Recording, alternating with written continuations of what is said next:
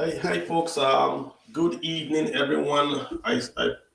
Wherever you are listening from, my name is Kalu Aja, and this is just a space and a podcast recording that we're doing today, just to talk about the economy, the elections, and our role as, should we say, taxpayers, and of course, as Nigerians.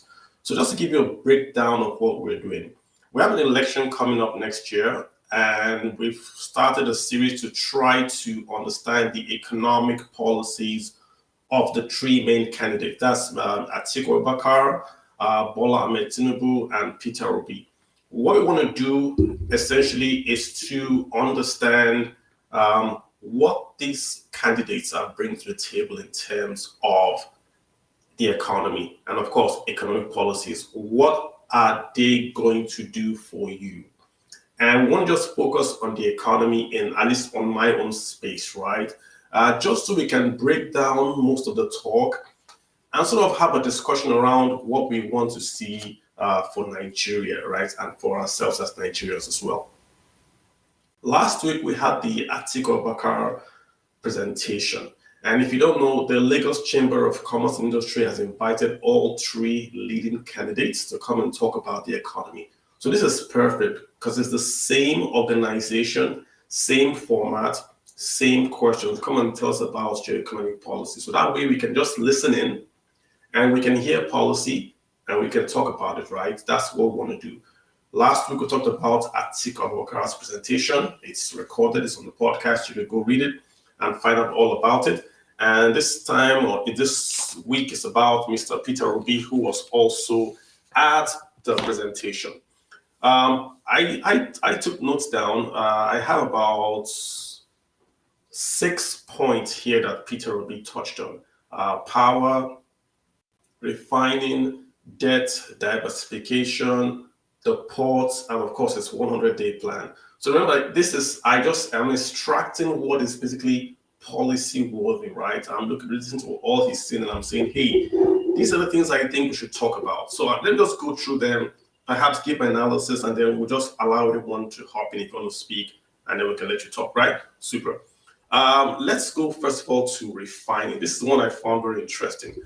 Peter Obi said petrol subsidies is organized crime. I'm quoting him here. He says 60% of the subsidy is corruption and that he will deal with it, right? And then this is where he gets into policy. We will promote local refining that is private sector driven and supply them crude oil. But this is an important point here, in Naira, to refine for domestic consumption. So if I hear what Peter B is saying, we are going to promote local refinery that is driven by the private sector. So he's not into all this NNPC thing.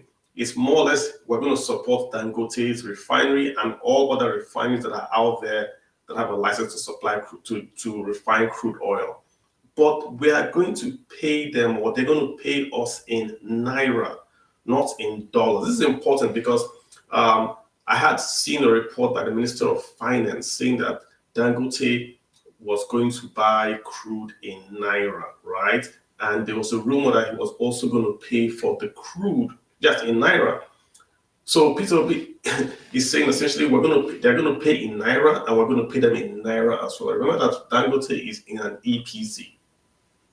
So he's exporting the PMS to Nigeria. And the issue was, would he pay in dollars or in Naira? Now Peter Obi is saying that under his administration, they're going to pay in Naira, and that he'll deal with insecurity and all that. So the policy thing there is that it's private refineries, it's in Naira, no dollar back and forth, and he's going to essentially deal with the subsidy or the corruption in the subsidy regime.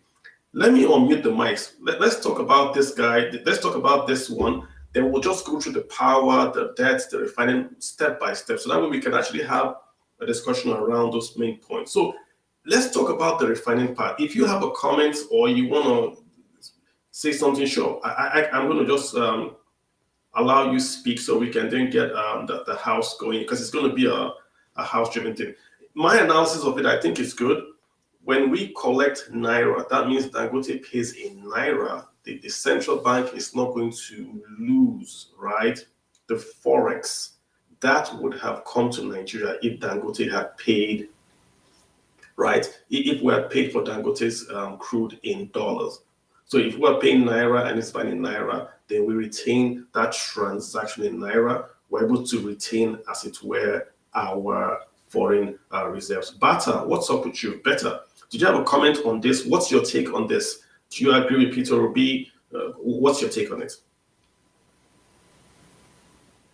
Peter, good evening, Mr. How are you doing? Can you hear me? Yeah, I can hear you very well. I'm good. I agree with him as far as whatever he's saying. No, sorry, not whatever he's saying. Sorry. As far as his method of encouraging local refineries is going to help, and let's say curb this issue of overspending, because the money we are spending and importing of this fuel, it's too much. Yes, correct. It's too much. And also, I don't know if you can remove the subsidy and put it on something better like electricity. At least that will be better for everybody and every Nigeria. So I think that's my take on it. Yeah, and importantly, he's not saying he's going to remove the subsidy. What I'm hearing him say here is that we will remove the subsidy by fighting corruption, right? So he says we'll deal with the insecurity and we'll remove the subsidy and deal with corruption, and the inflation rate will drop. So what is implying is that the bulk of those subsidy payments are corruption driven. So if you're able to knock down that corruption part of the subsidy claim, you drop it considerably, which would then at least allow fuel to be available, but available at least with some subsidy, right, to the economy. I think go ahead. It was in another interview that he said he was going to remove subsidy, but he's not just going to remove it. If he's removing it, he's putting it somewhere else. He's using the money to do something else. He said you don't just remove subsidy without giving Nigerians something else. You understand? Let's say we're going to stop paying for subsidy and invest the money into our healthcare system and all that. And maybe he didn't mention that in this Commerce and Industry Chamber meeting, but elsewhere he has said that if he will remove subsidy, but he won't remove it without putting it or investing the money somewhere else. Okay, great point there. Let me get Kizito. Kizito, what's your take on this? Do you support it? It's all about corruption. If we take out the corruption, the subsidy falls. You should pay in naira. What's your take on it? Hey, Kizito, you're on the mic. All right, let me move to Boy TU. Boy TU, hi, how you doing? You can unmute and let me know what your thoughts on this. Yeah, good evening. How are you doing today? I'm fine. I think what I want to contribute is, I think I agree with you about subsidy, and also even since 2012, I had been a very keen supporter of removal of subsidy. You might look at my profile picture and be like, oh, I'm a young guy, but I just have this gift of curiosity ever since that makes me try to find out about things that make me understand that subsidy is an organized crime. Yeah. So it doesn't help us anyway. But consider the issue of the private refineries paying in naira, and they pay us naira and we pay them too in naira. I think it's a win-win for us, because that way we will be able to remove our demand for dollars, like us paying them in dollars or we pay, try to look for, now, don't imagine this kind of situation that we are in this country, that there's no single dollar in any foreign account. It's really a messy situation. So I believe that if we can find a way to make people demand more for naira, I think naira will have more value, because our over dependence on the dollar. If we want to buy this, we depend on dollars. If we want to buy that, we depend on the dollars. I think if we can make our crude oil, our petroleum that we are importing, we've removed the dollar demands on that. I think the other sector there'll be more dollars for other sectors to circulate. I agree. I don't know. I agree. And Peter Obi made the point that we should stop the dollarization of the economy. So I heard him say that as well, that he wants to stop the dollarization. So everything's going to be naira based, reduce the demand for dollars. So the demand comes down a bit, then the price can start to ameliorate. I like that a lot from you. Elon, what's your take on this, Elon? What's up? Okay, Carlo, good evening, everyone, according to my time zone. So, the truth is, Peter Obi is actually one of the Nigerian politicians that is very, very anti-dollarization of the Nigerian system. Mm-hmm. So, if I understand perfectly what he said here, it therefore means that Peter Obi is of the point of view that if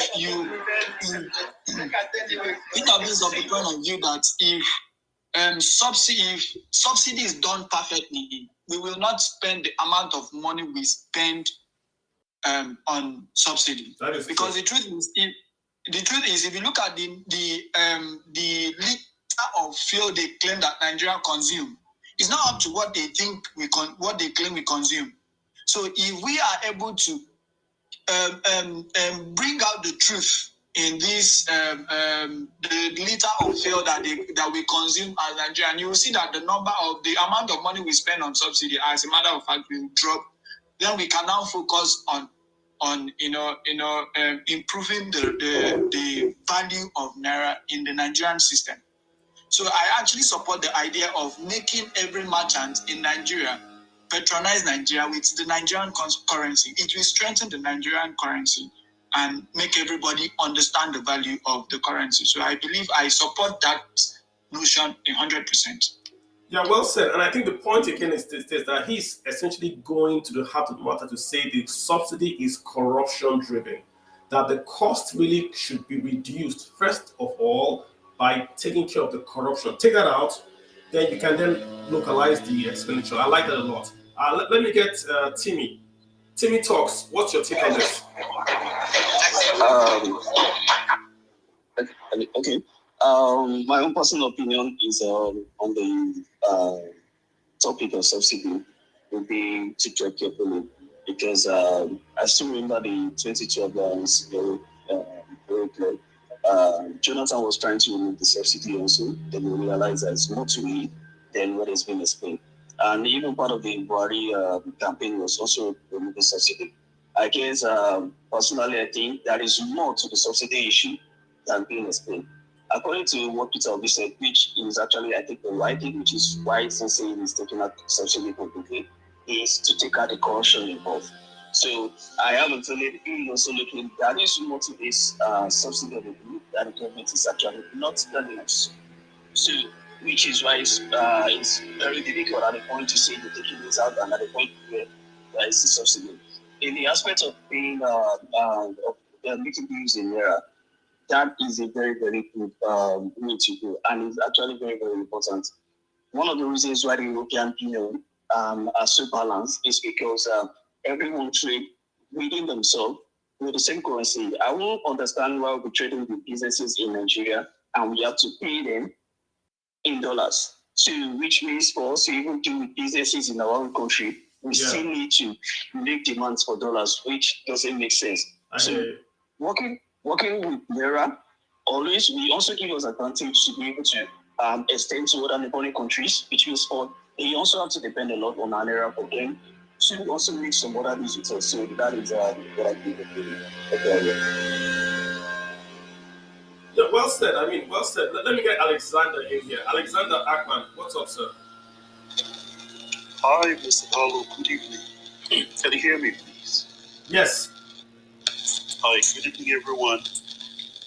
So, I was at the event, and it was quite impressive the point Peter was making, and the thing of the fact that most of what he said was offhand. You'll be sure that the gentleman knows what he's talking about. Talking about this issue of local refining and the subsidy removal, I think it's common knowledge.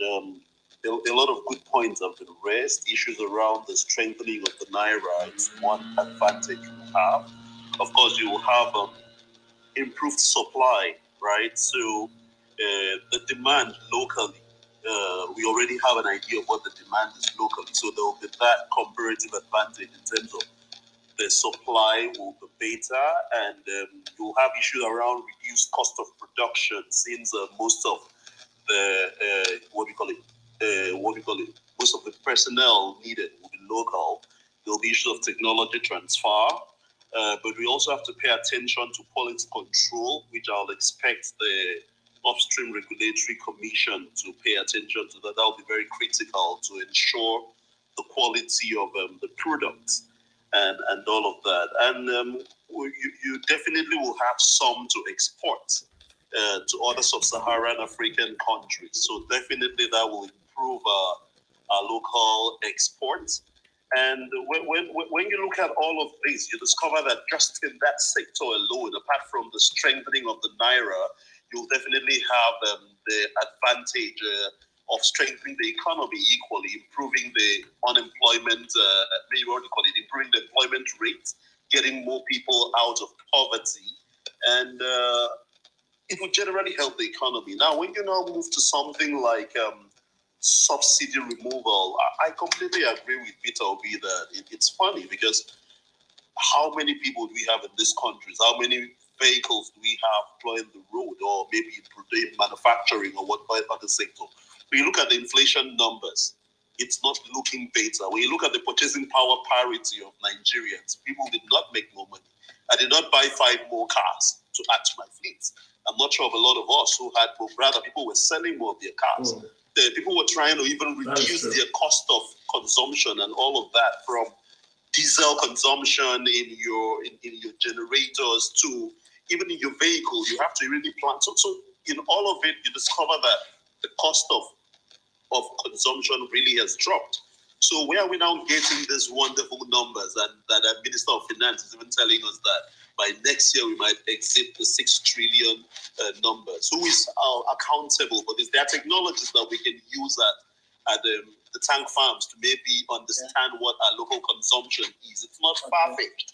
But so I think generally Obi in this regard got the call. Thank you. I think everyone has. I think the point is this, right? The subsidy has got to go. I believe that personally, and I think he's also saying the subsidy also has to go. So, Khalil, can I come in there? I'm sorry. Yeah, can I come in there? Just briefly.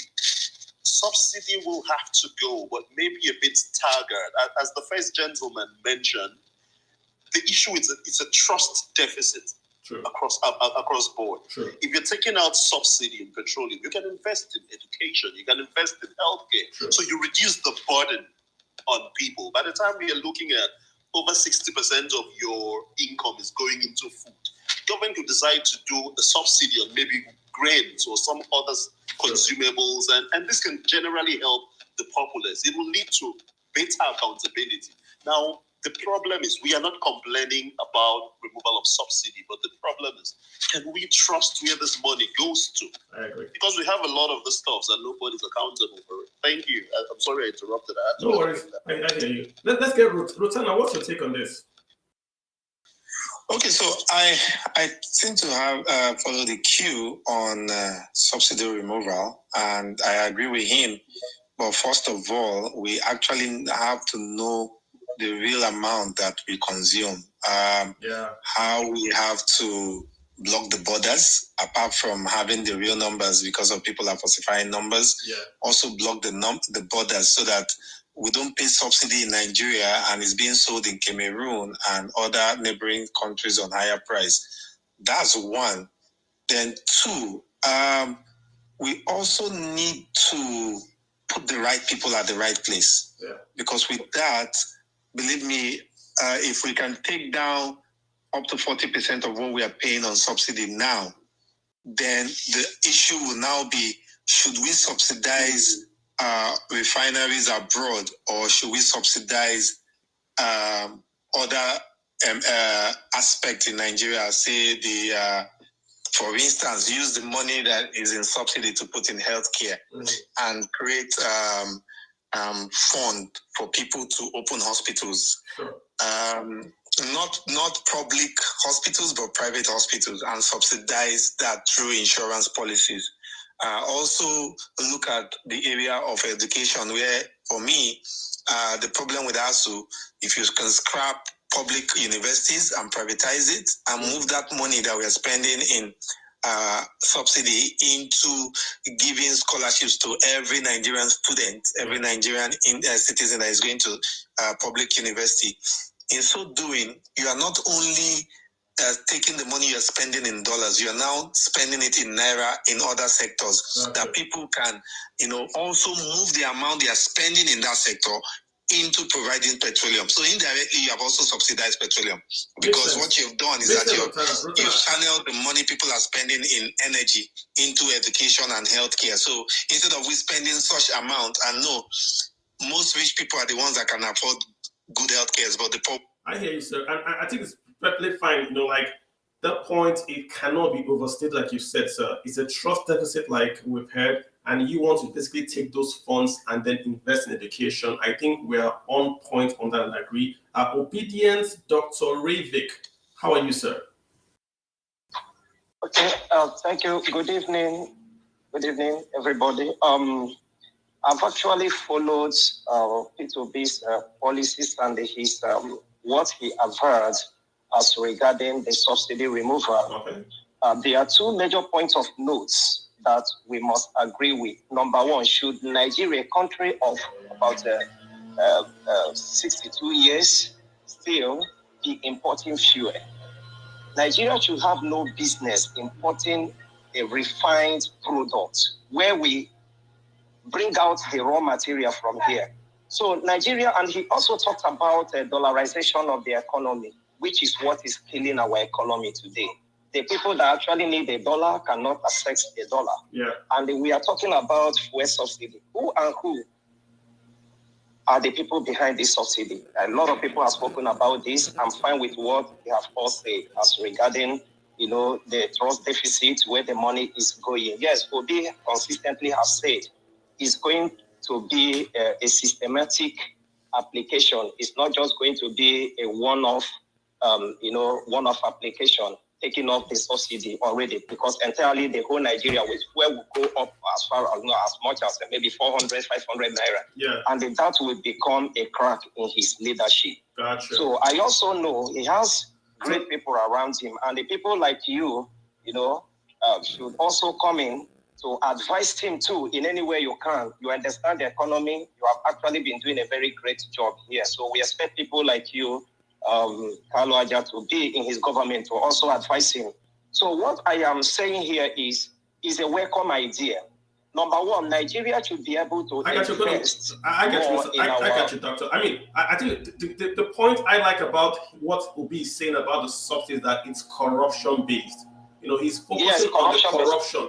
That he said, if we reduce the corruption by 60%, I mean, that subsidy now looks a bit manageable. If you are able to reduce that corruption, I like that part is taken. All right, guys, let's move on, because I have about 6 topics here that P2B spoke on. We've just touched on refining. Let me go to another topic that I think is very, very important that he spoke on, just to give us some clarity. He spoke about power, and he says everybody's, of course, worried about power. And he said the problem with power is that the federal government privatized generation and distribution, but left power transmission untouched. So he says what he's going to do is he's going to liberalize the transmission of power in Nigeria. He's going to support the existing companies with dedicated gas supply, which is one of their problems. So he says generation, transmission, distribution will be properly aligned. We will ensure certainty of policy and the regulatory environment, and we'll deal with taxes. But let me tell you what really impressed me about this talk about power, because everything he has said here, everyone can say it. He said, right, we are going to ensure that renewable energy is embedded in our power process. When I read that, I was like, why is P2B talking about renewable power? Then I heard the news from the European International Bank. The EIB is saying going forward that they will not fund any gas project in Africa. They were talking specifically to Africans. There were saying many African countries, many third world countries are going from coal to gas, and that the Africans are thinking that that is renewable, in quotes, that they will not fund coal to gas unless the African countries can include renewables into that energy mix. So this now makes sense to me now, because I saw this before the EIB guys spoke. That maybe someone in the P2B's camp had seen or had an inkling or had gotten the policy of the European International Bank and then included renewables, embedded it into our process. So what this means is then the Nigerian energy transition plan that we're going to have will have renewables in it, which would then allow Nigeria to access that foreign capital to then diversify. The energy sector itself has to be diversified. So solar, wind, and all that, we have to diversify that mix. So I was very impressed that they did it. Someone did his homework and inserted it here. So guys, let's also take your thoughts on this. What's your thoughts about the power side? If you still want to talk about subsidy, you're free, but I've introduced the power side to it. Niger Badger, what's up, man? Yes, good evening, Kalu. It's a pleasure and honor getting to speak in the midst of intellectuals here. You're welcome, sir. Good evening, everyone. Okay, so I would like to go back a little as regards the issue of subsidy, which has been a sort of a cankerworm in our economy as it stands. Now, what we need to know about subsidy and the reason why it has become overbloated of recent. So this should be circa like from 2019 up till now. The reason why it has been overbloated is due to three reasons majorly. Now, the first is from the import side. The second is on the side of the porosity in our border. The porosity in our border. And the third is our foreign exchange. Now, let me break it down. All this is tied. All these are tied to the lack of political will on the side of the government to want to do anything about it. Hello? Yeah. Am I still on? Go ahead. Now, the lack of political will is the reason why these three issues have germinated to the cancer we have in the subsidy scam in Nigeria at the moment. Now, when you talk about the importation side, because I've had dealings in oil and gas briefly, and I can tell you as an insider from the little experience I've had, these importers, they are the big boys in Nigeria. The first thing they do, the most things they do is that they do not, they get paid more for less quantity that is being imported into the country. That is number one. How is that possible? What do you mean by they get paid for less? What does that mean? They get fictitious quantities. Probably they can say they supplied 100 liters, but in reality, the 100 liters might be just like 50 liters, and they get paid for 100 liters. That is number one issue that leads to. Okay, I hear you, sir. I hear you. Okay, could you round up really quick? So we've got lots of guys that want to speak, so I just get them through. Do you mind just maybe 30 seconds or so? Okay, then the number two is the porous borders. Now, I read an article yesterday that said 5 million naira is paid at the border where they smuggle petroleum products through to Cameroon and Benin Republic. So this contributed to the high level of consumption the federal government they are presuming we consume in Nigeria. Now, all this is all tied to political will. The lack of political will on the side of the government is the main reason why these things cannot be policed. I'm hoping by next year when Peter Obi comes in, the first thing he needs to do is tighten up the borders, number one, then try and make sure accountability is a thing when it comes to the import of these petroleum products. Okay, but I hear you, but I would think that not just remove the subsidy as it go. Okay, it will affect the common man on the streets based on what is happening with diesel and kerosene.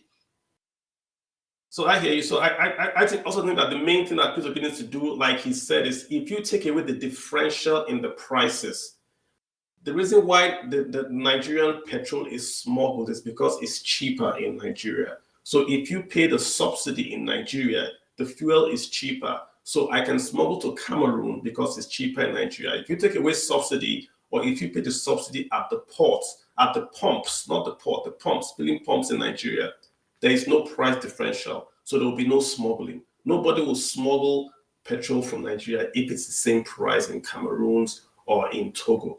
That's what we need to focus on. And that's what he's talking about. That's why I like to be talking about the corruption. It is corruption-driven subsidy, not demand-driven subsidy. So I want to just really focus on that, and I think we get out of it. Hey, Bruno, what's up, man? Modrock 89. What's up, sir? Yeah, thank you for having me. How you doing? I think I would like to speak on three things, like paying the refiners in Naira or getting the pay in Naira. I think it will depend if the investors are Nigerians or it's Dangote. Well, we know it's Dangote. It's Dangote. It's Dangote. He's the only one with the refinery. So he's talking about that guy. It's Dangote. That's what he's talking about. Dangote. Yeah, okay, Dangote. I don't think Dangote will not be the only person that will be refining. Who else has a refinery? I think he's the only one that has a refinery. If the system is more opened up, other people might want to invest. Yes, but for in the next 4 years, it's going to be Dangote. Hello? Hello? Go ahead, sir. Okay, are you getting me clearly? Yes. Like I'm saying, other people might want to invest, like foreigners, not Nigerians. How will he be able to mitigate the challenges of paying them in our local currency without scaring them away, considering how they've lost confidence in our system? I think that's one. So I think you need to convince the investors that even when you are paid in Naira, you can still go home with profit. Okay, but let me explain that point, Bruno, if you don't mind, right? His point is that he wants to promote local refining. Local refining. That's what he's saying. So this point of paying in Naira, he's saying if you put a refinery in Nigeria, we will pay you in Naira. He's not, you can import your own petrol, but to get the subsidy, you have to have, that's what he's saying, local refining. And there are about 27 licenses. There's a refinery in Imo, depending in Delta, and of course there's a Dangote refinery. So those guys will pay for Naira to buy crude, and will also pay them Naira to buy their PMS. Okay, that's better. Then in the issue of subsidy, fuel subsidy, removing the fuel subsidy is a good idea so that we can have more money to spend in other critical areas like education and health. But also, I'm a transporter, like I'm into haulage and logistics. I have trucks, I move goods. There is this issue we are not talking about. It's their cost. Their cost has skyrocketed over like 800% increase, if I say, because before we are buying for 200 naira per liter, 180. Now we are buying for 820 to 850 naira per liter. Nigerians are more concerned about fuel subsidy. Nobody is talking about diesel subsidy. I think what the government needs to do is to reduce the subsidy or take away even 50% of the subsidy they are paying for and paying diesel. It will help in reducing the cost of this fast-moving consumer goods that will all for people, because the cost of transporting them has increased 100%. So it's affecting the cost of. So your audio is very, very bad, Bruno. I'm so sorry. Your audio is very, there's lots of background noise behind you. So sorry. Let me get Jay. Jay, hop in here. What's happening, Jay? Hey, Carlo. Good evening. Good evening to you. Yeah.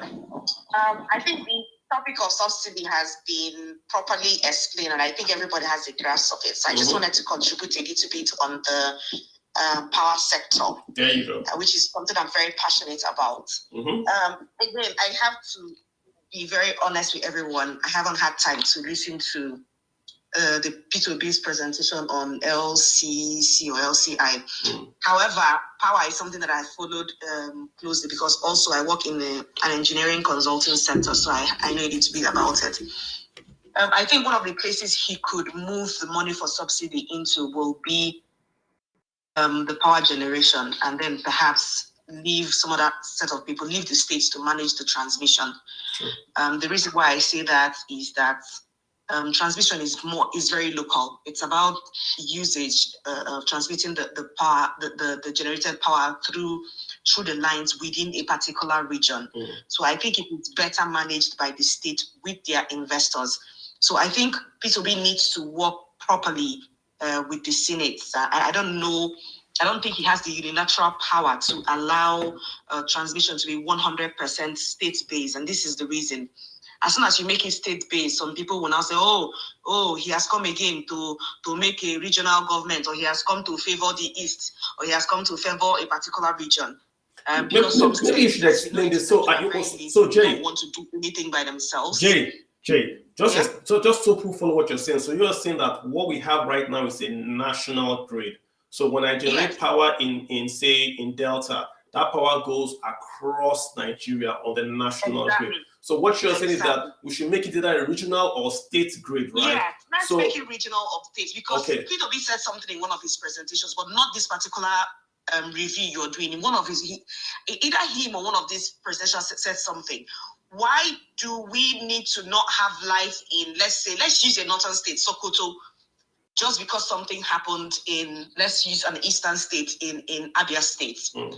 There's something unfair about that system. There is something, competition is the only thing that drives an economy. If a state A finds out that state B is doing well in their power, all the citizens need to do is start murmuring, and the state governor sets up. But in the situation we have, your murmuring amounts to nothing, because your state governor tells you he doesn't even have a clue about how power is transmitted. Gotcha. Neither does he have a clue who generates what. Gotcha. But if he finds out that, all the states don't need to have a generation company, but they can all have transmitting, they can be responsible for their transmitting, but not generating, because all states might not have the ability to generate in a cost-effective manner, because they don't all have solar, enough sunlight to generate through solar, or they don't have enough wind to generate through wind, or they don't have enough gas to generate through gas. Therefore, 3-4 states can come together, join a PPA and fund a power plant in a state where the competitive advantage exists. However, transmission is a completely different thing. Transmission is the ability to bring the power down to the direct consumers who need it. And this is where we are having the biggest problem. One of them is the fact that there are no serious laws that prosecute people who destroy transmission lines. Right? So federal government takes all the energy, brings in investors, they produce and distribute all the transmission line. And then one person goes down, cuts them, and resells it. And there are no laws within this power of the state to hold such a person accountable to either replace it or to sentence or prosecute. Gotcha. So if the state is spending that kind of money, they will not let somebody wake up, use a ladder, climb up, and start to cut transmission line and resell wires. So there are serious gaps in the value chain of the power sector that is preventing us from having power. And I think from what you're saying, if P2B is going in this direction, and I'm hoping, learning people like you can find a way. I have a document on it that I'm also writing, and I'm hoping that I can find time to share some of these ideas with you. And let me, Jay, are the direction we should let me also add, just so you guys, but he's saying that the government's role is to provide sovereign guarantees. So he's even saying that the government will not go borrow, but the government will say if the state goes to borrow. So if I'm in a state that doesn't have generation capacity, I can't generate, but the lines pass through my place. He's saying that I can. The state, the federal will give you a sovereign guarantee to get a loan to expand that grid and then earn money from the grid. That's what you're saying. Yes, and also there must be some level of partnership between states in any case. This is also one area they need to think about. Okay. I completely understand the government guarantee, the sovereign guarantee, but there also has to be a collaborative partnership between neighboring states to say, hey, we can actually come together and get this done. Gotcha. And then we pass joint uniform laws guiding the two states, which will be, one of them will be uniform pricing. Right? If the uniform pricing across board. That way, one state will not say, "Oh, I'm bearing the burden." Right? Uniform pricing, uniform laws on prosecution, on delay in payment, and things like that. So these are the angle I think we should be headed, and I think P2B is already on the right track. But Of course, he wouldn't know everything in any case. He's not supposed to be some kind of a messiah that knows everything. So it would be nice then for the people who are close to him or people who have access to him to then find, spaces like this, get this kind of information and then condense it in readiness for deployment. Because some of these state governors, let's also be honest, some of them have no clue. P2B is actually quite advanced in some of this knowledge. So this is now where the driving capacity comes. When he visits a state, the emphasis should be, now I'm in your state, what is your plan for power? And this is what we are going to provide you, and I need you to get it done. This is the direction he should be going. Gotcha. And then I really do wish him all the best. Makes sense. Thank you for giving us that clarity and the technical side of the argument. Let me get Casey in here. Casey, how are you doing? I'm fine. Good evening, Mr. Carlo. Good evening, everybody. What's up, man? I think heard contributions from different people, and from what you said, and then from what P2B is positioned on the lingering issues from power to subsidy.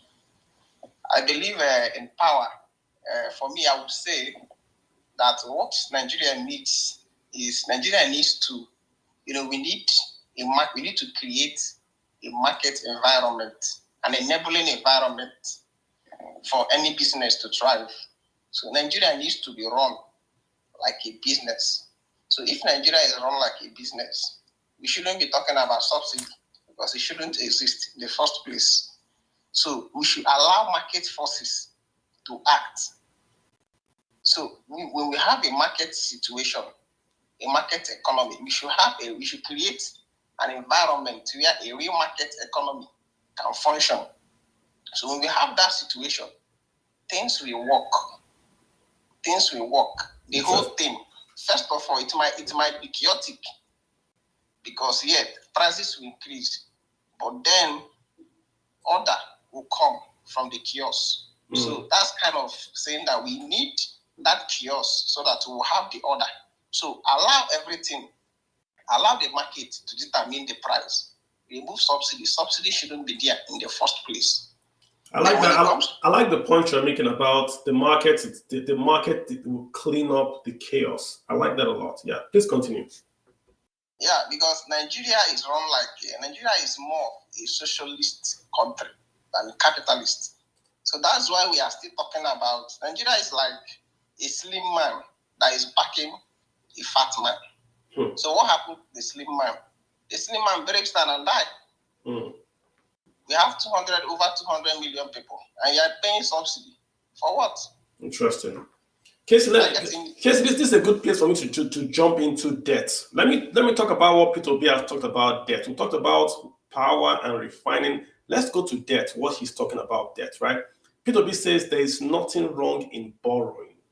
The difference is you borrow for consumption and you have a problem. If you borrow for investments, your economy would grow. The reason why things are not working here, that's Nigeria, is that we are borrowing for consumption. Then he goes on to say, under my watch, we will borrow for investments. We will not borrow for consumption. We will cut the cost of governance, remove fiscal recklessness, and we will not borrow as much as we borrow today. Good points there. The policy I'm getting from it, that he says he will not borrow for consumption. If you look at the debt management office, they do an annual report every year. If you go to the latest one, you will see all the debt Nigeria has and the purpose for the debt. I looked at the current debt, about 40% goes to budget support. I believe that's a pseudonym for the recurrent part of funding the budget. Some go to railways. I think railways is about 6% or so, but railways are the second largest component of our borrowing. So what P2B is saying is that we're not going to borrow for consumption.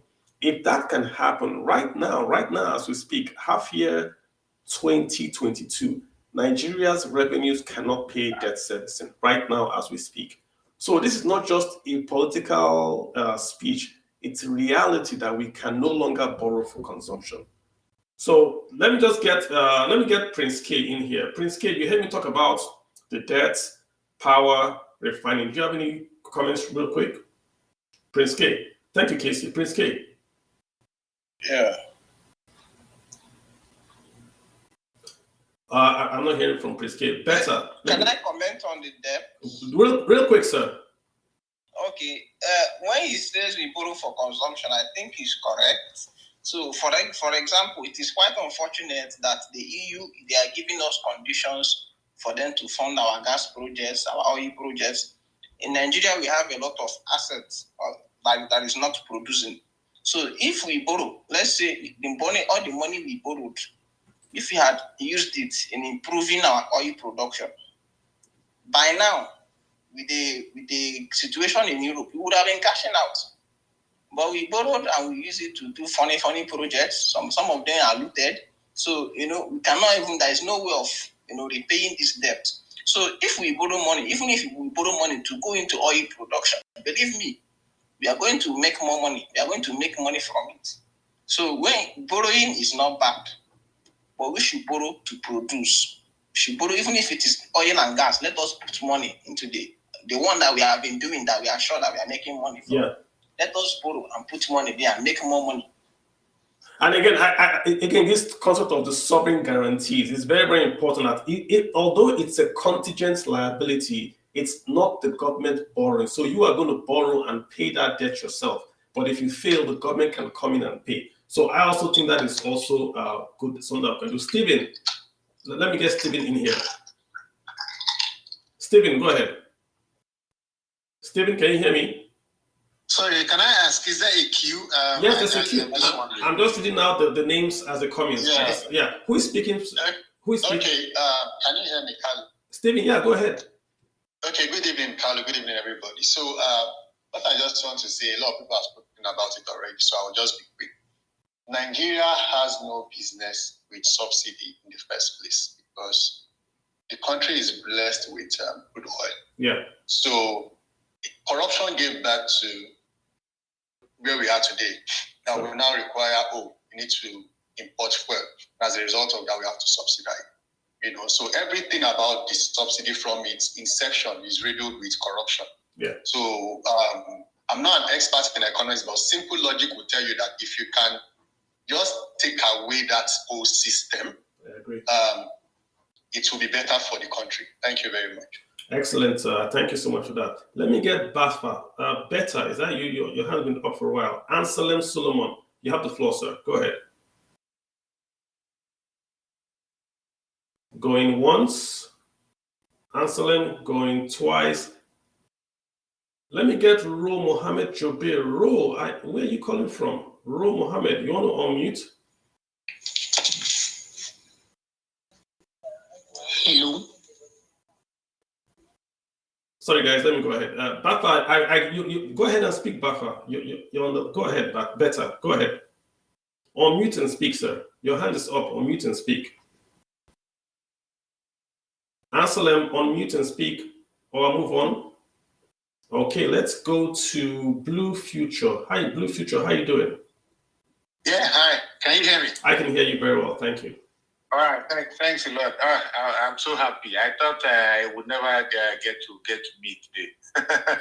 All right, okay. So yeah, I mean, we cannot really run away from this subsidy issue because I mean it looks like one of the most important issues in our lives today in the country. I mean, it's the reason why the aviation sector is almost grounded. Yeah. Reason why businesses can't run. Everybody just going crazy. And I tell you what, everybody saying that we need to remove subsidy now as an immediate action. They are either not, well informed, or they don't know what the implications can be. We'll mess everything up if we try that. You see, there are so many things we can do. We must do rather before we take away subsidy. Let me pause you there. Take out subsidy. It's a lazy way out. Let me pause you there. Let me pause you there. So if you are president today, the next day, do you take out subsidy or you do the things first and take it out, or what do you do? I'll do the things first, and that's what I'm trying to say. So the first thing I'll do is, first of all, to take out the incompetence in our crude production sector. Let us meet our OPEC quota first. That You takes know, how it's long, like sir? somebody gives you, chance to sell 20,000 units of a product, and because of inefficiency, you're only able to sell 5,000, and then you are complaining. So first thing first, let us meet our OPEC quota, right? Now, after that, we now need to look at, because you see, there's no lazy way out of something. Even if you refine locally and you sell crude in Naira, like Peter Obi said, if you don't protect your borders, arbitrage will still happen. You know, I mean, the economics in the room understand what I'm saying. When people can buy low and sell high, they will always look for the opportunity, even if you are going to kill them. So the first thing is, let's meet our OPEC quota. The next thing is to look at how to make how is our refined products getting out to Cameroon and all these places? It's a major project. There's no lazy way out. We need to sit down and look at it and do the best that is humanly possible to either take it out completely or reduce it to a bearable minimum. Okay, but the point is that if we're doing all this and waiting to increase our output, you are still going to pay subsidy every month. So you earn money, then all your income goes to pay subsidy. I think that's the point people are saying, that when you get into office, you have to take away that subsidy immediately. Now, as a matter of fact, you see, I would expect Peter Obi and his team to know that they don't have the luxury of time. By the time, once it becomes clearer that he's going to be the president of Nigeria, he needs to look for wherever he's going to work on the critical areas, security, the energy sector. It's a major, so you won't have any time. So I'm looking at, starting from now, somebody mentioned the fact that our subsidy figure is a lie, and it is a very big lie. So the truth of the matter is that more than 50% of what we call subsidy today is going into the hands of rich Nigerians. I agree. I'm just saying really that, right? I think if you come into office today, there's already a bill. Yeah. He's going to take over in February, right? Let's say he takes over in February. The budget will still be running in February, right? He has a bill of 4 trillion. He has to stop it. So that's why he's saying corruption first. Then we can. So I agree with you completely. Okay. So if we need to borrow for, to stabilize. Yeah. I mean, if you have a good program, if you have a good program that you are confident about, this is the reason why people lend money. So if you are confident, you have a solid program, and you have, an existential threat right now, you can borrow to stabilize. So whatever bill that there is to pay, it can be sorted out in the meantime. I hear you. We all know that subsidy is corruption. So we cannot, because some corrupt Nigerians are ripping us off, allow all the rest of Nigerians to suffer. Do people understand how much we are going to be exposed to? I hear you, sir. I hear you, Blue. I hear you. There are so many jobs. I hear you, but I hear you. I'm going to have to move on, right? But the point is this, right? Either way, we're losing. If you pay subsidy, we're losing. If you don't pay subsidy, we're losing. Subsidy is a tax. It's not a subsidy. It's a tax on inefficiency. So we really have to take care of it. It's not a subsidy. They use subsidy to make it look as if they are paying. They're actually taking from us. So if you take away subsidy, you are giving Nigerians a tax break, because then you are removing that inefficiency Nigerians are paying for. Let me get to. And I'm not opposed. I hear you. I'm just saying we have to move on. I'm just saying that we need to do some things before taking it away. Even if we have to borrow money to survive for that period before it's appropriate. These people are lazy. No, I hear you. We have to move on. Nobody knows the number that we consume on a daily basis. Let me get Miri Ilo. How you doing, sir? Go ahead. Hi, Carlo. Thank you for the opportunity. You're welcome, sir. I appreciate the topic and the past speakers and everything. Everyone is They've been great. They've been wonderful. Everyone is correct. But like the question you asked the last speaker, Jay, if you take over now, what would you do? Jay is right in the sense of meeting your quota. But for me, I think what B2B should do is to nip the bud and stop the corruption right away. First of all, ascertain what is being used in Nigeria, and then remove subsidy immediately. But you have to have a bond with the Nigerian people. in the sense that you have to explain what you're going to use this money for.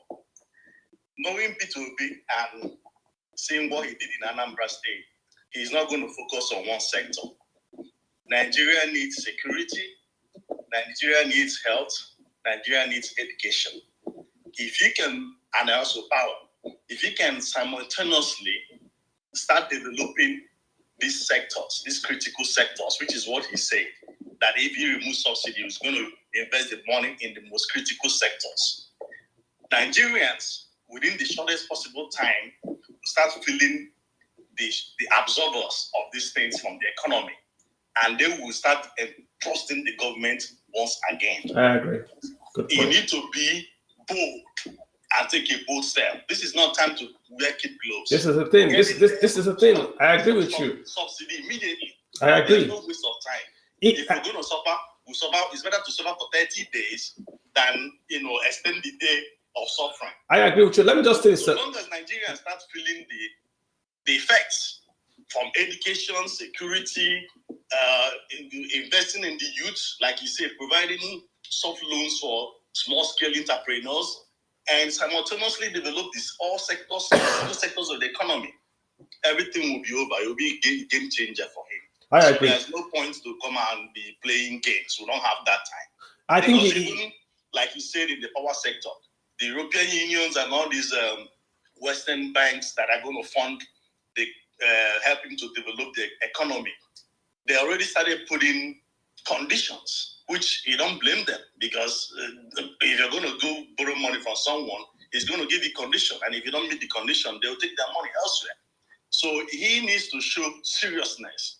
Once the Western world and the World Banks and all these institutions see commitment coming from, just like what happened in Zambia, see commitment coming from the leader, everybody will come back in and invest in Nigeria. I agree. So that's what I agree. And let me say this, right? Let me say this about Peter Obi. Let's assume Peter Obi wins in February and then he's sworn in January. From the day he wins, the expectation on him is going to be more than any other candidate in Nigeria's history. To whom much has been given, much will be expected. He cannot come and say he wants to do review or he wants to do analysis. People expect that the first week he is in office, there will be a change. And I'm saying this because I know people I know someone here listening that's from Peter Obi's camp. The expectation that is from Peter Obi is that he will come in, and not the first day. Let's give him the first day to rest. But the first week, there has got to be noticeable and a great change in the economy of Nigeria. There's so much. Peter Obi is now on social media, the leading candidate. I saw the Google Analytics. You can see the trend map from when he started 3 weeks ago till today. People are putting their hopes on him. He cannot come and say, give me 2 months, give me 1 month. I'm just saying what I'm hearing from people. Let me get back a real guru. Chinedu Ibe. How you doing? Go ahead, sir. I'm going to tell everyone's going to speak. No worries. Everyone will speak, guys. No, don't worry about that. Yeah, good evening, Kevin. How you doing? I'm good. Are you? I'm very, very well, sir. Thank you so much. Yeah, I'll go straight to the point. The point is this. Removal of subsidies overdue in Nigeria. We can no longer Way done. Yep, you're right. Let's put it this way. It's very important. If we are spending 4 trillion monthly or 3 trillion monthly, what I expect people to do is, okay, we are removing this. We don't say let's wait. Let's remove this. Put this money in soft loan for people who want to build refining companies, refineries. And if you do that, this problem will be solved in 6 months. This is a matter of demand and supply. If we increase the supply, the availability, because even if you delay the removal of subsidy, people will still have to take oil out of Nigeria to Cameroon. And one thing about this, it's easy to say, get people who are trusted and all that. But even if you get a trusted person as the Controller General of Customs, those guys on the field, you can't vouch for them. They will continue to collect peanuts and allow these people to sabotage the country. So what I expect him to do, the first week, just tell Nigerians, this thing is beating around the bush about removing subsidy or not. Make it clear. This is what we want to do. The money that is used for subsidy, we will move it into providing soft loans for people who would want to come and build refineries. Short term, smaller refineries. Before you know it, in 6 months, we can refine to capacity.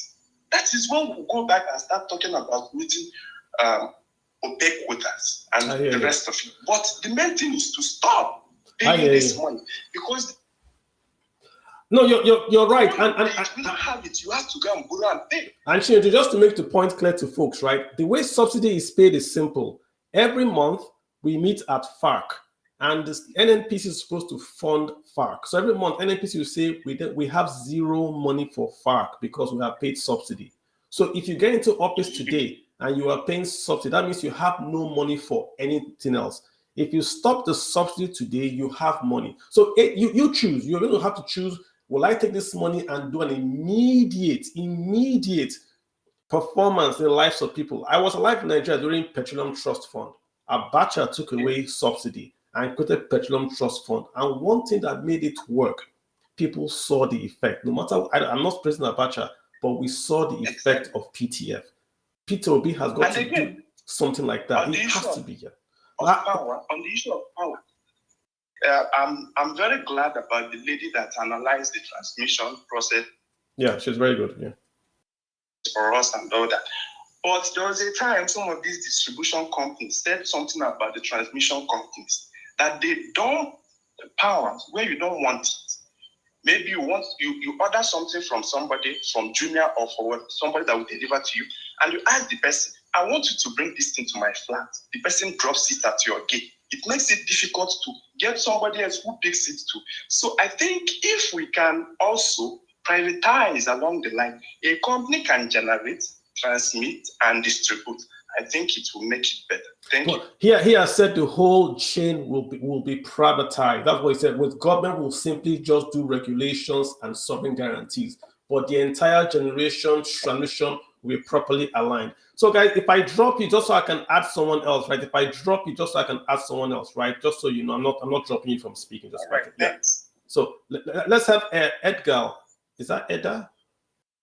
Edda Felix 1. Go ahead, sir.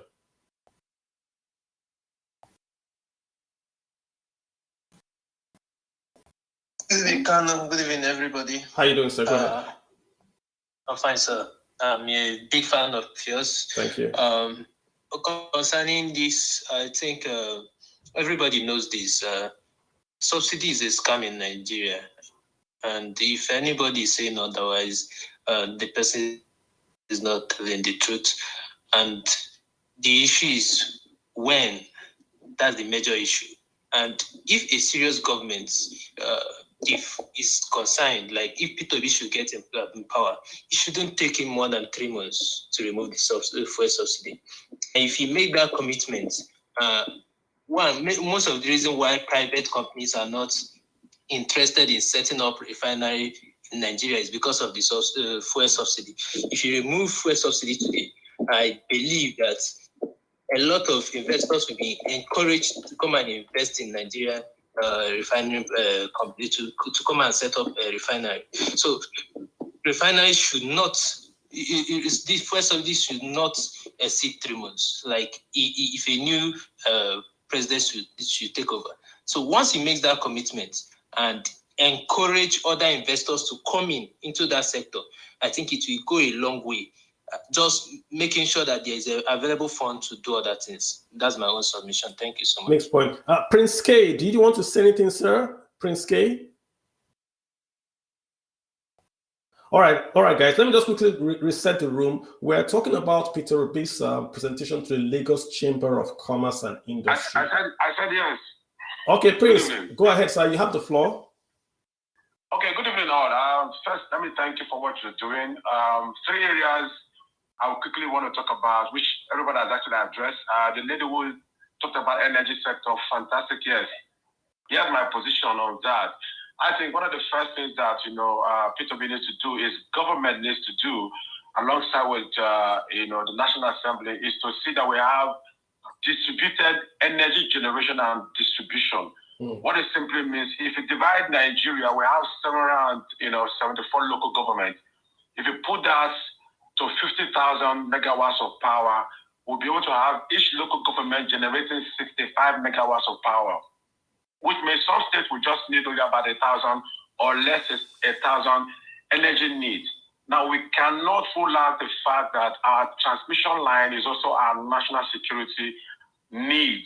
And so we can't completely throw that out, and so let's, give that out to all the states.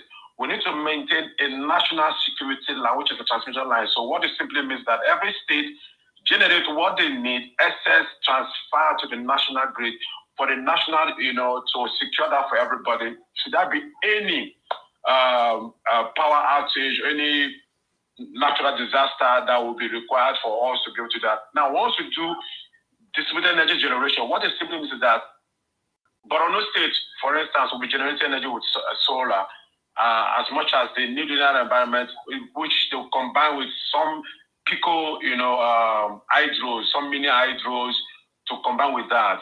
The people from the south, across the Rivera area, we have the, wind, we have the gas, we have thermal. Multiplicity of energy generation will be taking place among different states. If you travel from Enugu to Jos, you'll find out that you have more than 2 trillion tons of coal, not even an ounce used for energy generation.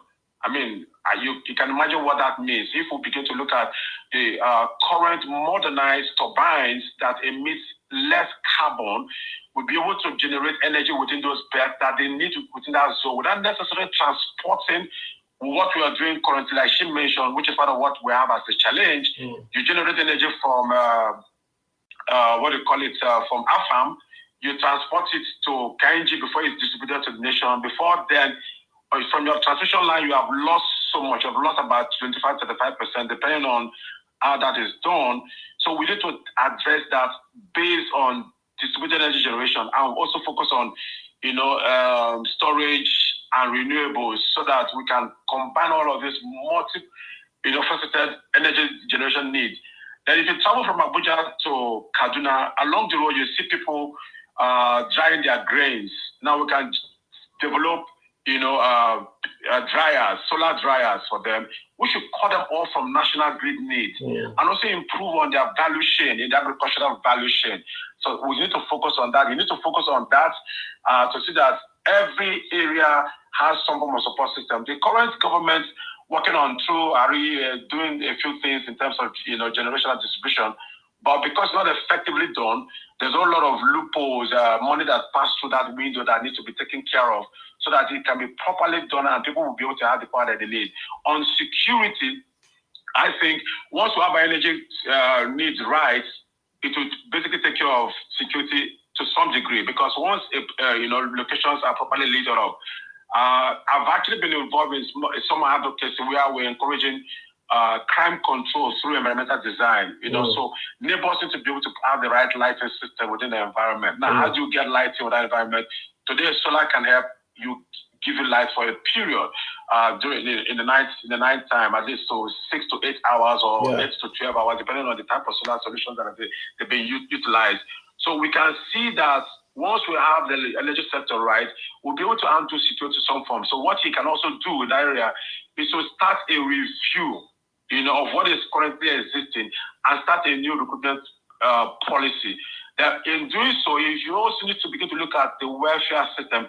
Glad he mentioned that, because the remuneration today in Nigeria is one of the poorest in the world across the globe. You can imagine the average security agent earns less than 100, 150, depending on the agency, 1,000 naira for salary.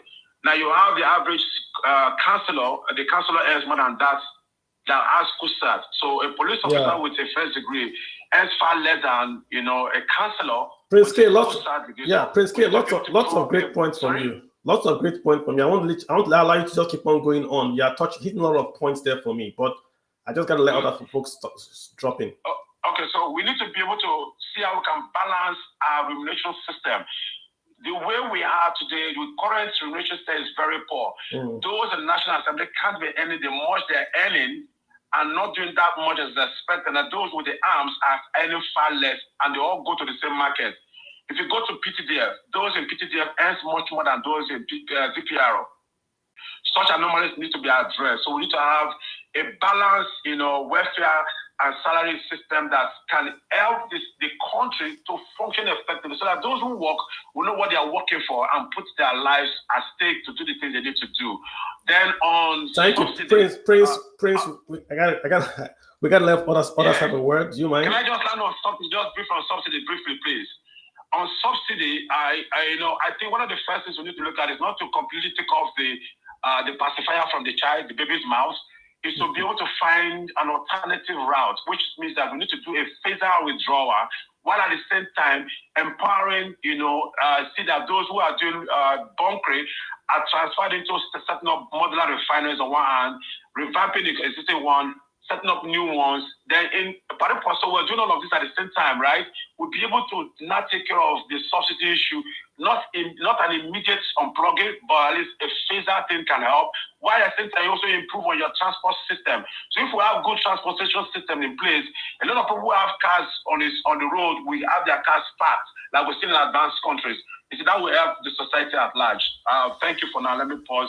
Thank you so much. That was a lot and well-intentioned and well-researched. I appreciate that, sir. Let me just also add these 2 points, just to reset the room again. We're talking Peter Obi at the Lagos Chamber of Commerce and Industry, his economic plans. The idea is to hear what he said, extract policy, and let the people talk about it. Peter Obi made 2 last points on diversification, which I'm going to talk about briefly. He focused on agriculture and trade. For agriculture, he spoke about the land in Nigeria wasting. He said the real physical assets of Nigeria is the land, the vast uncultivated land in the north. He said that land needs to be cultivated and invested in. He talked about a state like Niger State having no business talking about dragging statutory allocation when it has all that land that it can use to feed Nigeria and export. He was specific. When you handle insecurity, you can put people back to the farms and invest on the productive assets of your country. So that's his plan to diversify. Go back to the uncultivated land and basically make those lands higher yield export assets, right? He's also talking about the ports. And he said, listen, I'm a trader. I know how trade works. And I assure you that the trade importation and export will be seamless.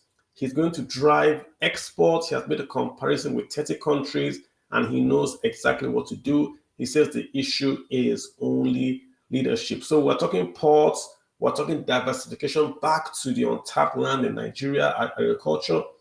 We are talking debt. He says we are borrowing too much. We're talking refineries. He said he will fix refineries, pay in Naira, ensure that they work, take away the corruption in subsidy, and of course, power. He wants to bring renewables into the power mix, privatize the whole value chain, and make it all work under leadership. That's just the reset, guys. Let me get Ify. I've got what's the name? Ify Lena's Guardian Angel. You've got the floor, sir. Go ahead. Thank you, Prince K. Ify Lena's, you've got the floor going once. Let's go to Uncle Bob. Uncle Bobby Bob, how are you doing? Go ahead. Thank you for this opportunity to talk. You're welcome. Sorry, can you hear? I can hear you very well. Thank you, sir. Uncle Bob, I can hear you. Go ahead. Okay. First of all, I want to say there was something you said before which I agree with. Peter Obi, once he gets there, if he gets there, which I believe he will, his work would be very, very difficult. I do not envy the position he has right now. He has a lot of work to do. Now, I'm not here to talk as an economist or a technocrat or anything. I just want to talk as a layman, as a very common person. I want to actually ask some questions. The first question I want to ask is about the refining of crude oil. Why is it so difficult for Nigeria to refine crude oil if we have people in the creeks in the Niger Delta that I've watched the videos online and on the TV where they are arrested bunkering oil and all that, and you can see that they make this thing in shanties, and information I got was that even in our filling stations, most of the oil we use in the southeast here is gotten from those illegal oil bunkers. I don't know how to. Yeah, I hear your question. I have a question. I think it's just corruption, sir. I mean, during the Civil War, the guys that were refining crude oil, the bunker guys refine crude oil in Nigeria. Nigerian crude oil is low sulfur. My point is, crude oil is actually so easy. It's not something that you need to I know. I want us to move on. You said you had some questions. So you don't even need to go to school to refine crude oil. So my question is, if crude oil can be so easily refined, to cut down costs, if you want to do subsidies, if you want to save cost on subsidy, why not transfer crude oil directly to the refineries at no cost, such that since Nigeria already owns the oil, we just transfer the oil to the refineries directly, and the only thing that we are paying for now is the cost of refining. I don't know if you get what I mean. Yes, but the refineries don't work.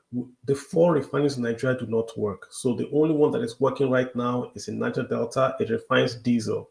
There's one coming up in Imo, and there's the Dangote massive one. So the plan is the Dangote massive one has more capacity than the 4 Nigerian refineries. So that one will soon be up, I believe, by next year should be working.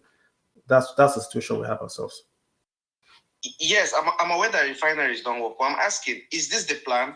Because if this is not the plan, the cost of petrol will still be very high, unless the government plans to refine for free. If the government doesn't sell the crude oil and it's refined immediately, it's refined without yeah, but I'm not sure the question you're asking. The refineries don't work. So what are you asking? I'm not really sure where you're going with this. I'm asking if when this refinery is coming to place, I was first of all saying we could get a refinery. Refinery is not so difficult. We could start up refineries and then refine quickly. Okay, so without adding costs. So the refineries don't work, and you can't get them working quickly. It needs a lot of work to get those ones that are bad to be repaired. The easiest, fastest route is through the Dangote refinery right now. That's the fastest route to get to a refinery that can produce enough PMS for Nigeria. So let me go to Chidube Honor. How are you doing, sir? Go ahead. Hi, Mr. Calvin. Good evening. Good evening. Go ahead. Yeah, thank you. So I listened to PO during the session at the LCCI. What was your impression? Tell us.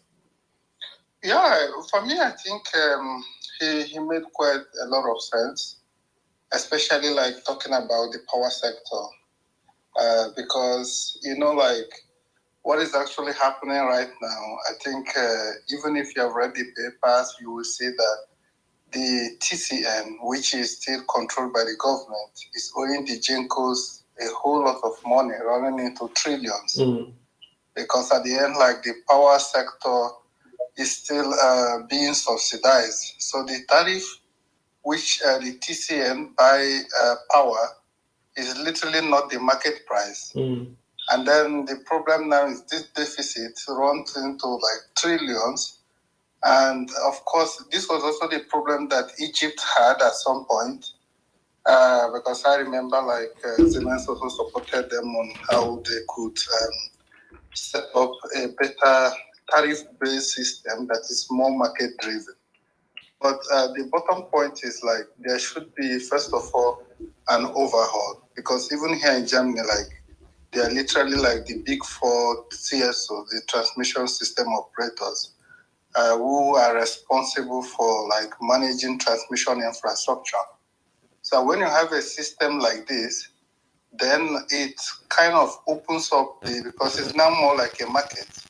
So it's more market driven and not necessarily government just putting in money and running into the risk of stranded assets. And on the other hand, the concept of renewable energy is really something that, of course, when we are talking about the European Bank, it's actually since the ratification of the Paris Agreement, and it actually kicked in, became more stringent. Immediately, they adopted the net zero target.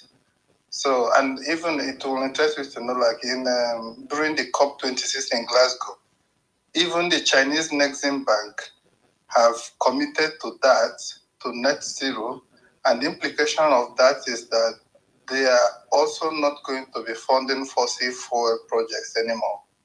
So that on one side really, I see it more like a challenge, but I think like with the latest development with the Russian situation and all of that, there can always be some ways around it, which for me I was also not so comfortable when Nigeria signed the net zero, make the net zero commitment, because this commitment on a global level also has implication on the kind of assistance you get from these developing countries. But I would say like overall, we have really a good chance with renewable, but of course, first of all, the power infrastructure needs to be fully liberalized, and then on a policy level, a couple of developed nations have adopted schemes like feed-in tariffs. This was really one of the things that pushed renewable quite a lot in Germany. That if you set up a renewable plant of certain capacity, you can sell that power at a fixed price for 20 years.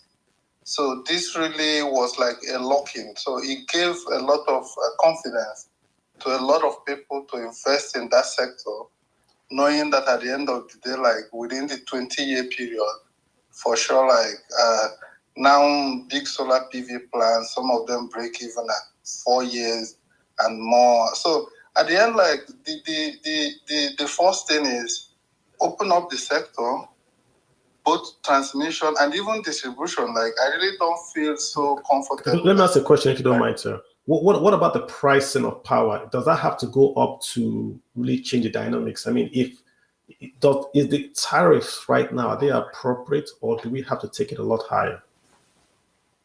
So for sure, this tariff right now is not the market price because it's being subsidized. Unless the claim by the government that they have removed subsidy is true, which I don't know.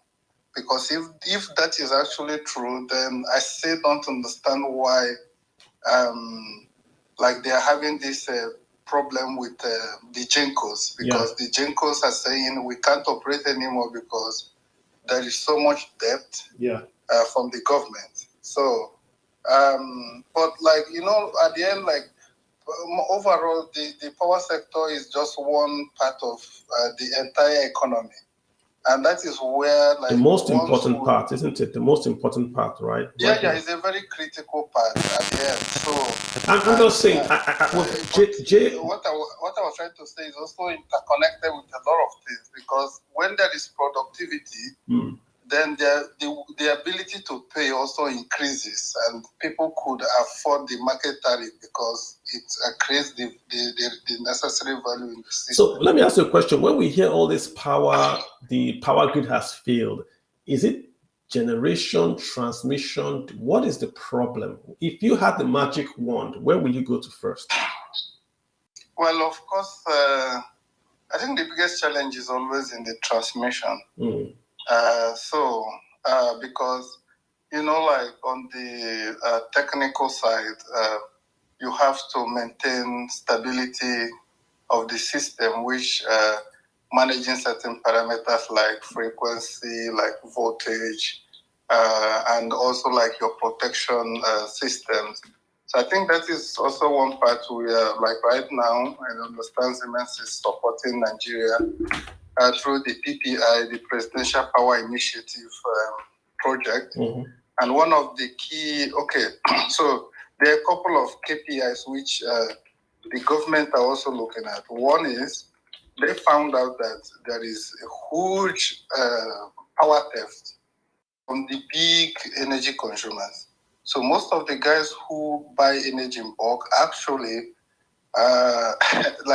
literally, the same thing happening in the oil sector. So, and then the first part was minimize this theft. Of course, there are really smart meters that can help to do this. And then the second part was on the transmission aspect, so most of our substations are completely outdated. So, like you hear about grid failure all the time. It's simply just that sometimes because there could be over or under voltage, under frequency or voltage, and when you don't really have like the necessary, they are called facts, flexible AC transmission systems that are able to like react in real time to manage this and send necessary set points to your generators, because generators are always somehow at the tail end of it.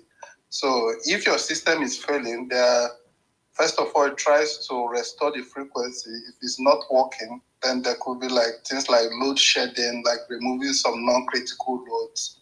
So the issue right now is the transmission. The generator cannot be out of synchronism. In that case, your grid fails. Are you hearing me? Sorry, I'm so sorry to interrupt. Just want to get so is the issue right now, is the transmission? Is that the issue in Nigeria right now? Why we have all these system failures? Is that the issue?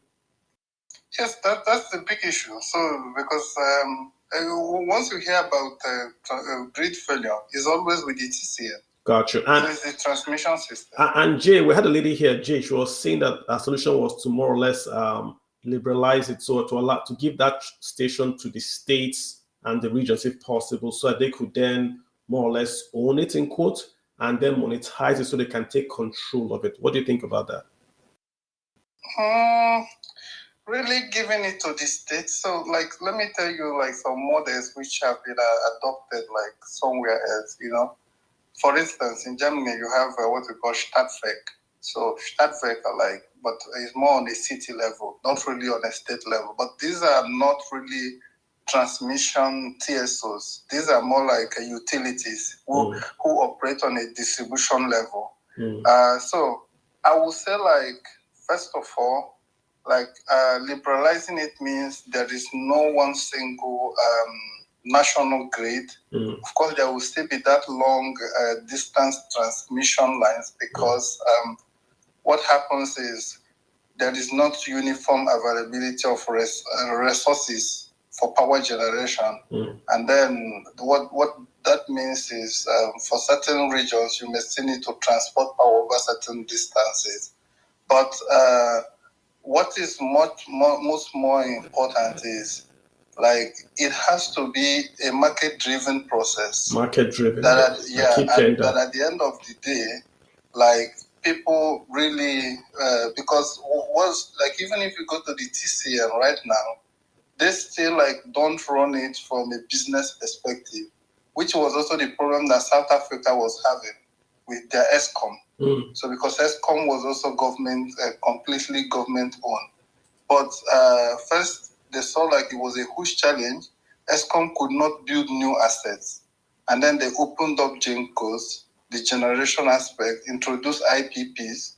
So IPPs now came in, started building their own plant. And even as at that, ESCOM were also struggling because they were burdened with debt. And the government now decided that, okay, we need to unbundle ESCOM. And unbundling it now gave the private sector the chance to come and invest in this infrastructure, and at the end, like make their money back from a unified energy tariff driven by a comprehensive policy on a national level. So when Peter B says he wants GENCO, transcos, and distribution to be properly aligned and to clear certainty of policy and regulatory environment, this is what he's talking about. This, aligning and fine-tuning all those three elements. That would make exactly, because a typical situation, you know what happened to Batten with the geometric power. So this is a typical situation of policy disalignment, because on one side, like you get a green light and then you go and bring in investors, and then after building a particular power plant or investing in certain infrastructure, then all of a sudden there is like a policy somersault, because this is not really, so first it has to do with how uniform is your energy market. So who are the operators? Who are the regulators? And at the end, like how professional are these in adhering to established policy guiding the power sector? Gotcha. So I think like, because I was like going through the NEC regulations, they have some of these things written down, but the policy implementation sometimes also, you know how. So I'm just taking my time on this because power is so important. And I had Jay is sending me some text. Jay, you're saying that the power cost is fixed, controlled, and attractive. That's why we don't have power investors interest. I'm just trying to figure out. I want us to really put a. Can I say? Yeah, please go ahead. Okay, so Chidube, you touched a lot of things. What you don't understand is that the power is not subsidized, it's fixed. So it's unattractive for anybody to go into it. If you tell me power is important and you tell me I can only sell for 200 naira per kilowatt hour and my production cost is 350 or 400, production cost, I haven't even talked about getting my cost, not to talk of my profit. Nobody goes into it. And this is what the government is doing. In their bid to say we are saving Nigeria from spending money, we fix the power cost and thereby making it impossible for investors to come in. And this is the big issue with our power sector. And then the policy are not aligned. One sector, the generation sector policies and the transmission sector policies are not aligned. And this is where you're also correct. That disalignment is making the two sectors unable to work. And when I talked about liberalizing the transmission lines, everything is handled by NEC in Abuja. NEC is too far away from the southeast. NEC is too far away from the southwest. NEC doesn't have the boots on ground to know what is happening, which areas. So, for example, some areas in Lagos are beginning to build, and there are no transmission lines there. So you can say that development doesn't go there. But if the transmission lines are controlled by a much closer body that has a boots on ground, that understand exactly where a region is growing into. So, for example, in other countries, when a municipal area is being developed, for example, they can project the number of houses there, they project the number of meters within there, and they project the number of people that will live there. Then they allow development to move in that direction, equivalent to the resources and the transmission network required in that area. So you can't just start fixing transmission lines in area where people are not needed. So these are why transmission lines has to be managed much closer home than NEC. NEC is too far away. It's the same thing we're having with the federal government. Policies are made too far away that the states are not involved in it. Our states have no clue how to. This is why a region will apply for transformer and get it after 3 years. This shouldn't be happening if it was managed state-wise. These are the things that PSOB needs to look at, right? So if we stay state-wise, we could also make it much closer by saying regional-wise. We really should have TCN, this region, TCN, that region, TCN, that region. Then the investors are dealing with people much closer to the area where these resources are needed. And then when you talk about investor coming into the transmission lines are very expensive. It's not something that one investor can manage. Even a country cannot even manage their transmission line system.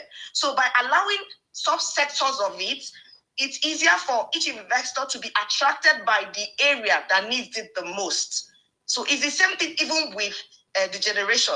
Do you know that there are people who generate this power, this captive power, but they can't even distribute to a certain area because there are people there cannot afford to pay for it. Then they move that power to different areas that can afford it. So this is why power should be much closer home. Of course, the policies at the top will guide that the price is not excessive, but you cannot fix price for a producer or a transmission line company, and then they're not able to make their money back. And these are the reason why the sector is not growing. Gotcha. Nigeria is controlling everything. Same way they are controlling the price of diesel. Same way they are controlling the price of everything. At some point, they need to let it go and then either use investments to reduce the price, or allow the investor to source his price, get it and sell to the people who need it the most. And Jay, let me let me Can quote. I come in here? Sure. But let me just quote what Peter B is saying, because he says government does not need to be entirely involved. So this is just adding to what Jay is saying. Government does not need to be entirely involved. Please come in, sir. Go ahead. Okay. I know that in power sector, there's so many reforms starting from the time of Obasanjo to this very moment. And Nigeria is not serious with power, getting the power. Because if we're serious with getting the power, the Jonathan Power Roadmap privatization policy, which Sambo chaired, we should have gotten everything right by now. But you know, everything in Nigeria is give me this, you chop this, it's all shredded in business. But if Peter Obi is coming in, number one thing he has to do away with is do away with power sector subsidy, do away with the forest subsidy, do away with petroleum subsidy. And for him to get the power right, I'm supporting the lady, what she said, the transmission is very important. He has to break up the transmission. Like some places like the West, you know that they need a lot of power. And some places like Eastern, West, South-South corridor, there's a lot of power consumption there. We need to have at least minimum 4 transmission companies in this zone. The least place you have less power consumption, I believe, is up north, especially northeast zone. You don't really need to stress yourself much there. You concentrate yourself in those places you have more higher productivity, so that you can get your maximum efficiency and maximum productivity and maximum profit in the power. It make it look attractive for people that is coming in. But when you unified everything into one bundle company and say that, okay, shift to the power, then we can move transmit to other places. Yeah. It is not looking attractive. It is not even effective. That's and mind you, the lady said, those GENCOs generating power in the local communities, they cannot even distribute their power, then they can move it to other places that pay more. No, it doesn't work like that. The policy of the government states that move the power to the national grid. Nobody is paying, because the power price is fixed by government. That's why I said it has to be do away with. The power price in New Jersey can never be the same power price per unit in New York. New York pays more than New Jersey. The same thing goes to every state in America here. So there is no way people living in Onitsha, for example, you know that they have a lot of factories in Onitsha. They will pay more because they need the power more than the people in the Ekiti state. Do you understand what I'm saying? So in this situation, he has to make it to look more attractive for other players to come in. The same thing happens with the oil sector. We have what is it called in Escravos? Gas to liquid refinery there. Gas to liquid. Man, everybody is focusing on petroleum. Forgetting that gas, you can convert your gas to get your gasoline, get your everything in gas. Qatar, they don't have crude, but they have gas. But they can convert all these gases, excess gas they have, to different things you need, different products. You can get gasoline, you can get diesel, you can get aviation fuel from it. But we focus everything on crude.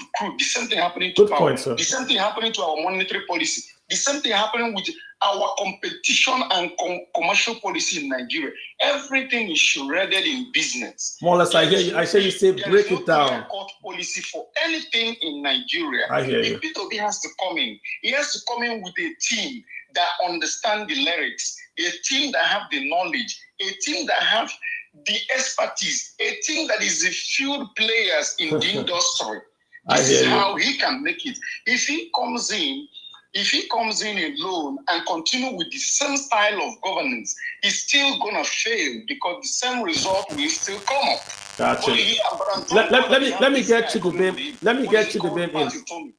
I believe by the time they rally around people in the industry, rally around people in the banking sector, rally around the people in the manufacturing, rally around the people in the insurance, they will get it right. Nigeria, these things are very easy to solve, but they are individual. Let get Chidubem, come right in. So what do you have to say?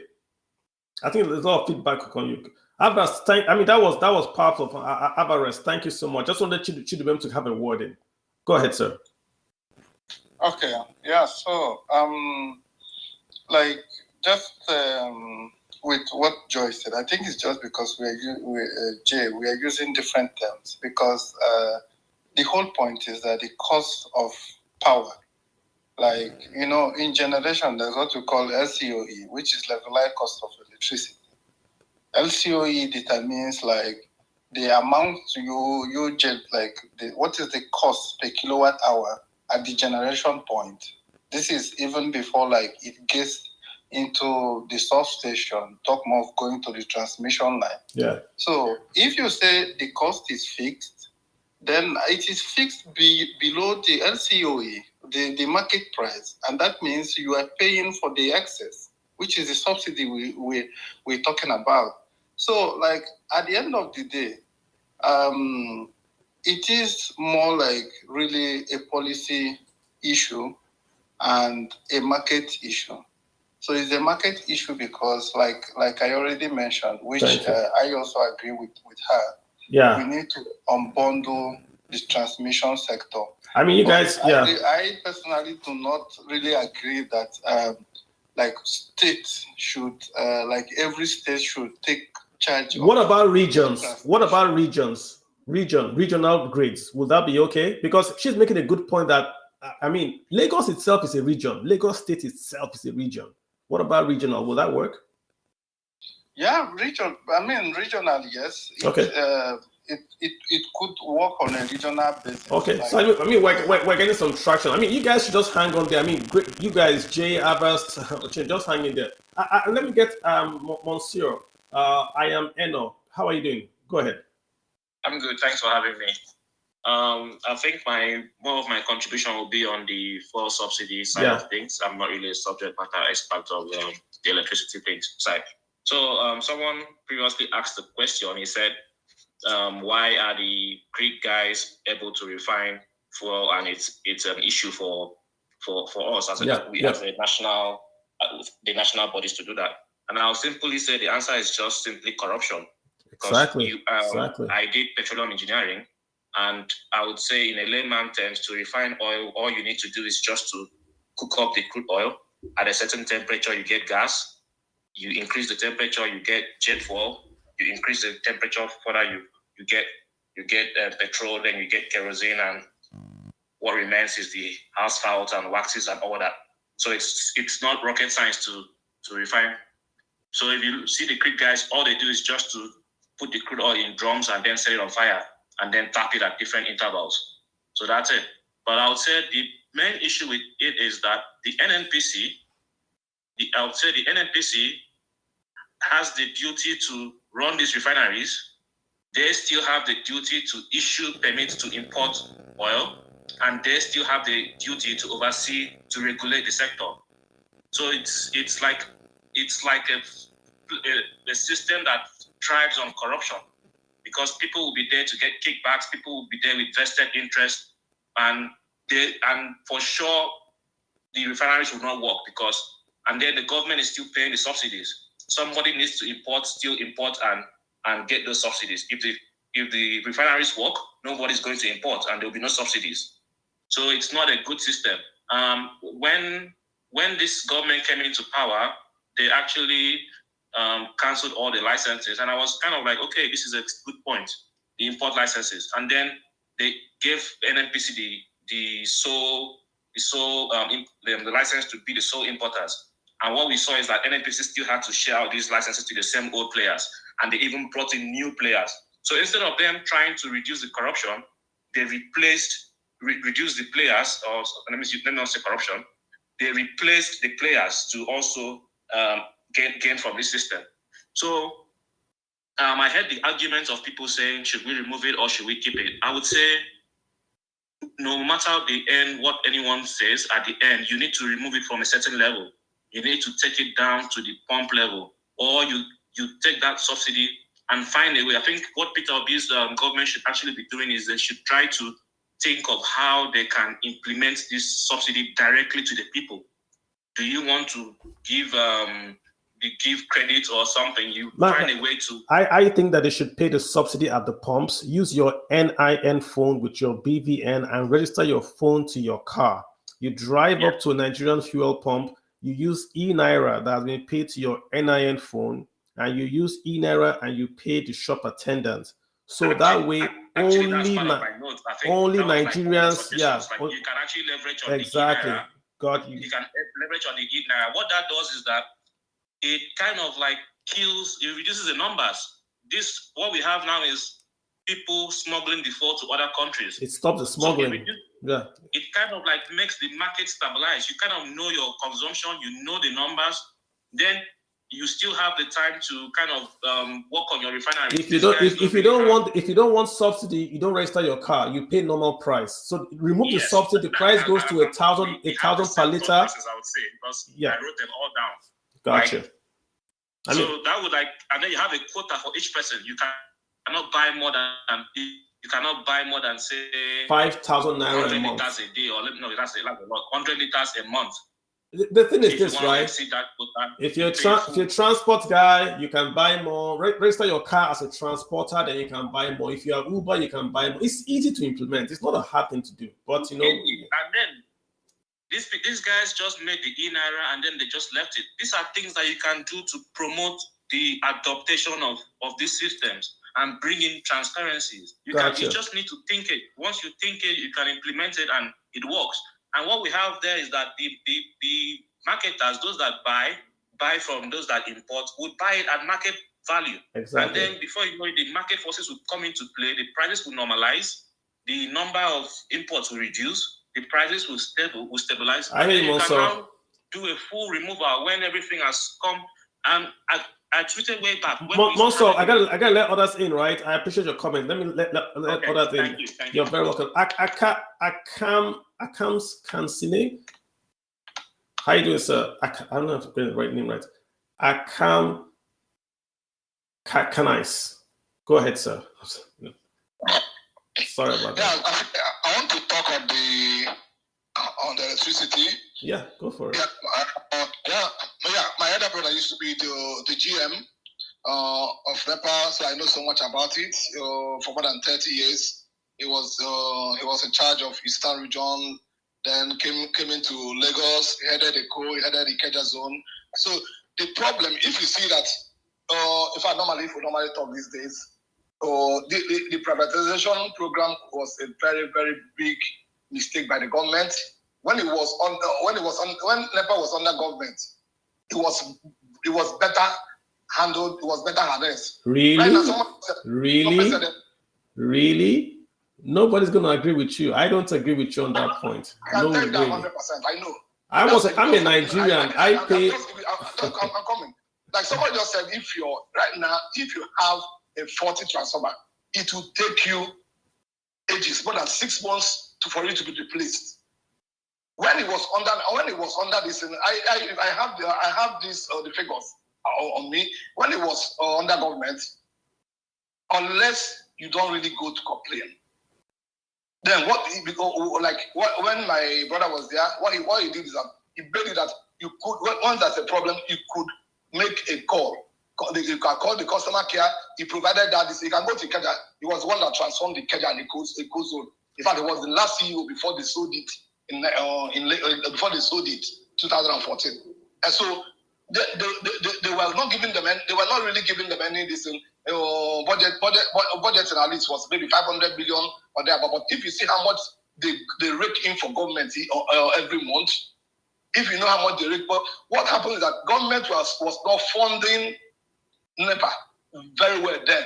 They just give them some little money during the budgeting, and then leave them to now go and source. But if you now see what is happening, government give this a kind of, or what they give this privatized company now, they give them, should I say they subsidize for them, or they give them loans that they end up not paying back.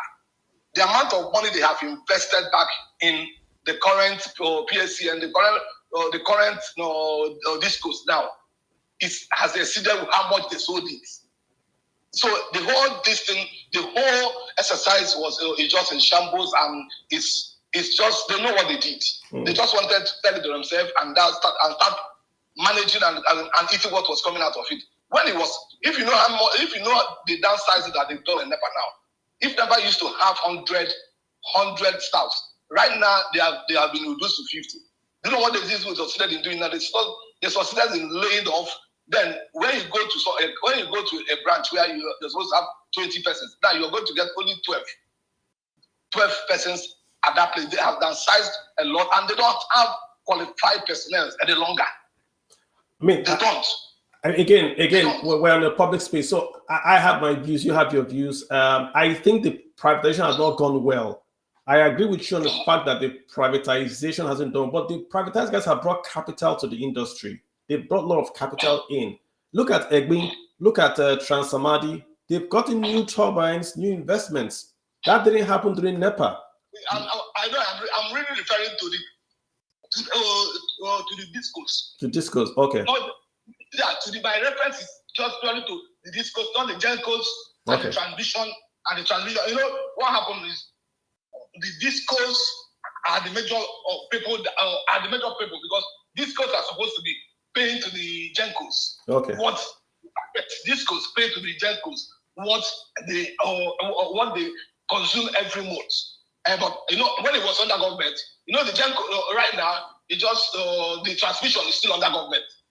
The transmission line is still under government. The government has not privatized or sold it to anybody. And so, but to a large extent, some part of the gencos have been sold. Like if you go to Shirelu now and there, I think government is still in charge of that. Then maybe one or two other people that are just coming in to generate. Gotcha. And now what we have is that some of these distribution companies, they don't even. Okay, I hear you, sir. But I hear you. But just to be clear, we're not talking about power per se, but we're talking about power in line with Peter Obi's presentation. So we're just trying to say. So I think for me, what Peter Obi needs to do is bring in experts. Understand? Bring in those good experts, brains, before coming into office. Yeah, assemble them. I know he went to Egypt.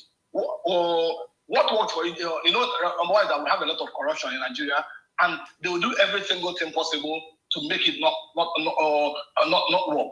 And now we know that, like when you come to the discourse, government still have some I think they had 50% or 30% stake in some of in discourse and thereabouts. I think it was not fully sold. I think they still have some percentage on it. And so assemble these best brains. Because of the corruption in Nigeria, we know that things that are in government does not really work. Gotcha. If you assemble them and thereabout, I think we can, when things are properly done, as somebody, like yesterday, someone was telling me about. We got to wind down, sir. We got to wind down. Every house should be metered. It's a must. Every house should be metered. P2B should make it a priority that every house should be metered. Once every house is metered, you don't have some changing. Because the problem is that this cost, at the end of the day, most of them don't even meet up that what they collect from the all right, from the transition company. Thank you so much. I can we're gonna wind down. For whatever they consume. Let me get Habibi. Mansour UG. How are you doing, sir? Mansour UG. Go ahead on mute, sir. We're gonna wind it down. We've got about 30 minutes to go. Just gonna get everyone who has requested to speak, and then we'll just do a wind down, guys. Go ahead, sir. Habibi. Hi everyone. I'm just going to speak in support of the fact that we need to liberalize the sector and to try to make transmission as local as possible. Then one thing we need to eliminate is corruption, because when we talk about privatization of power, even the privatization that we had in 2014 was clouded by a lot of corruption. Now I would speak on it because I'm very conversant with what happened, especially in the Southeast.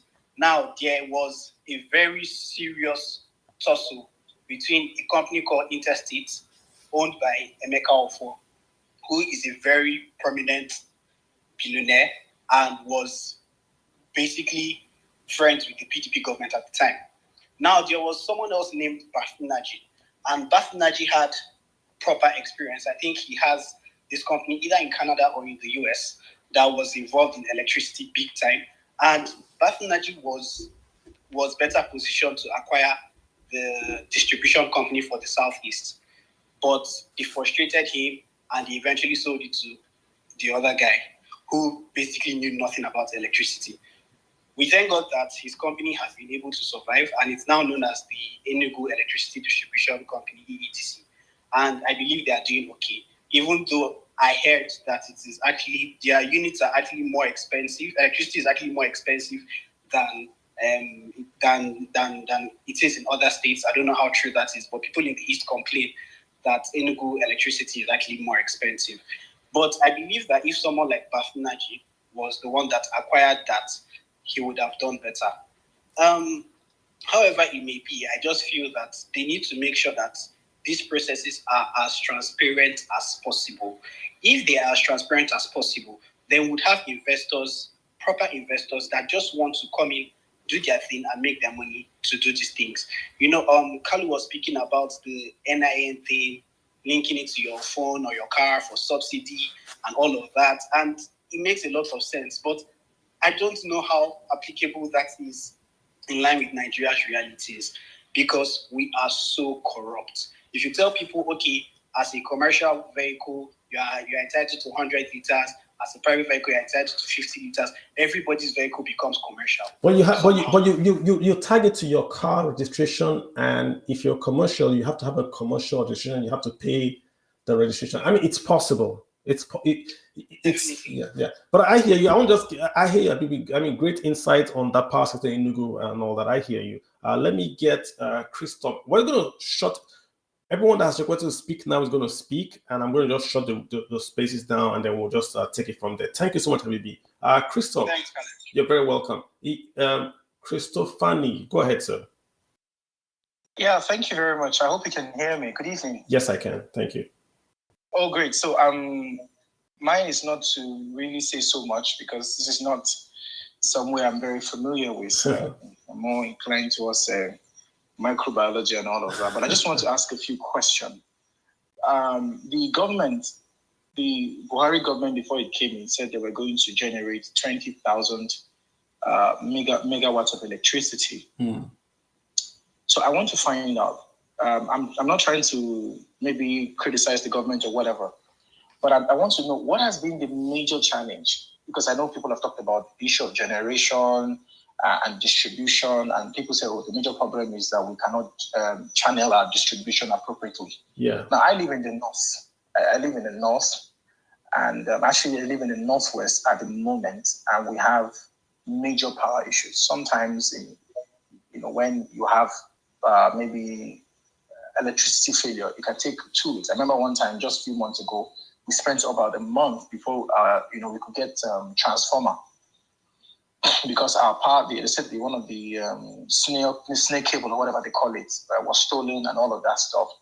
It took a long time. Now that's aside, but I want to find out what was it that we don't have the capacity to generate 20,000 megawatts of electricity? Was the Buhari government just talking grandeur just so that they can get people to vote, or something along the line made it impossible?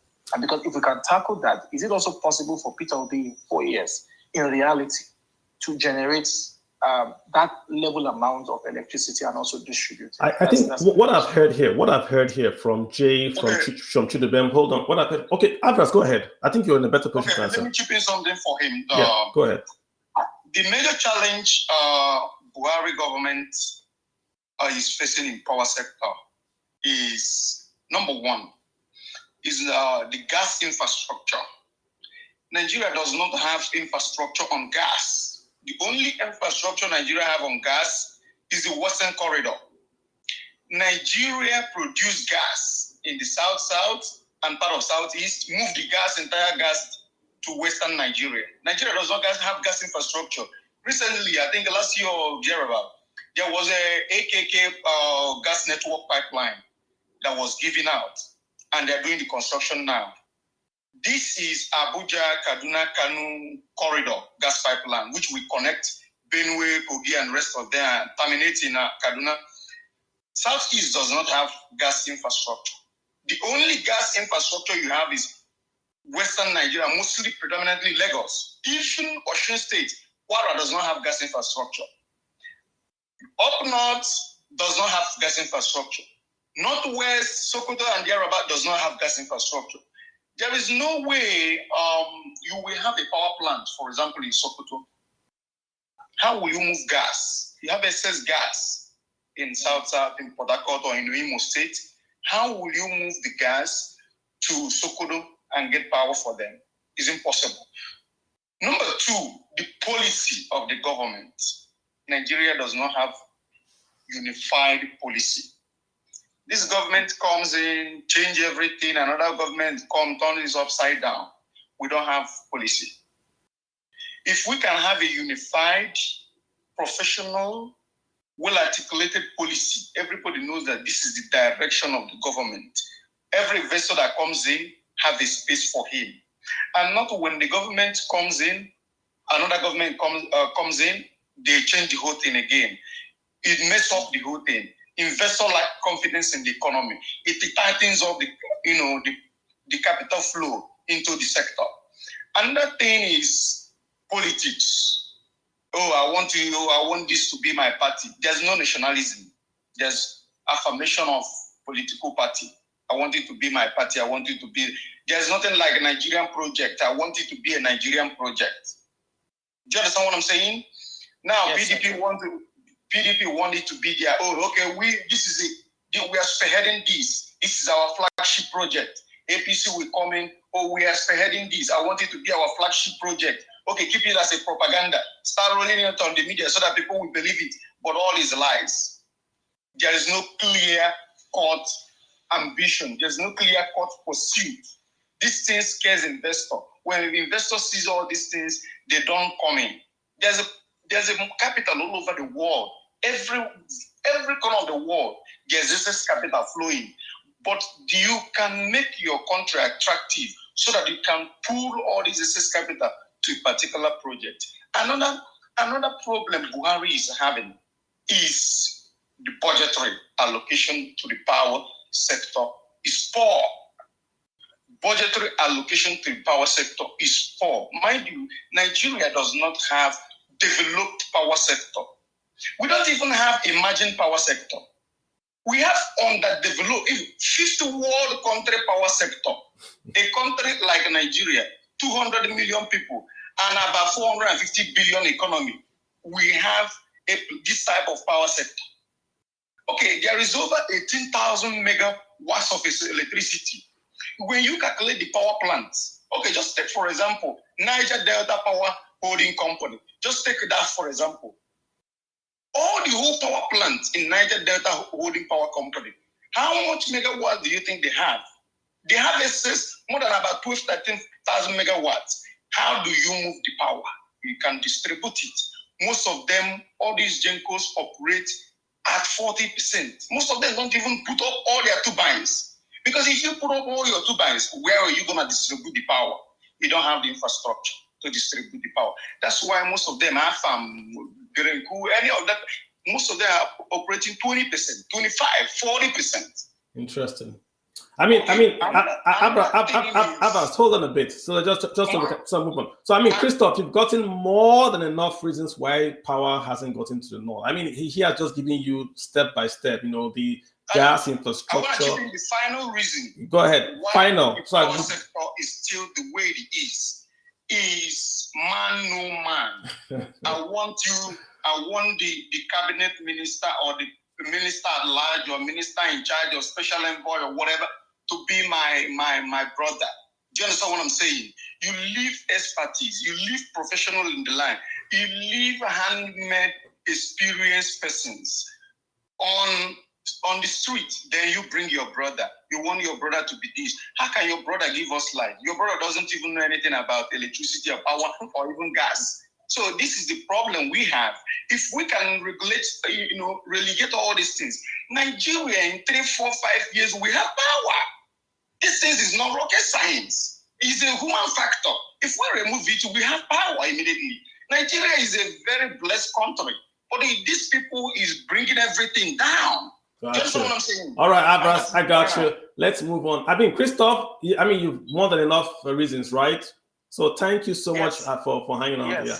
Okay, great. Amazing reasons. Thank you. Let me get Benji. I'm just walking through the line, guys. Everyone's going to speak. So let me get Ben. Is that Benji? Benja? Is that? Benja? Bendunu. Yeah, Benjamin. Yeah. Go ahead, sir. All right. Thank you very much for this space, Carlo. I mean, it's an awesome space and discussion so far. I've tried to listen, although network has been quite ineffective here at a point. So I come in and I leave.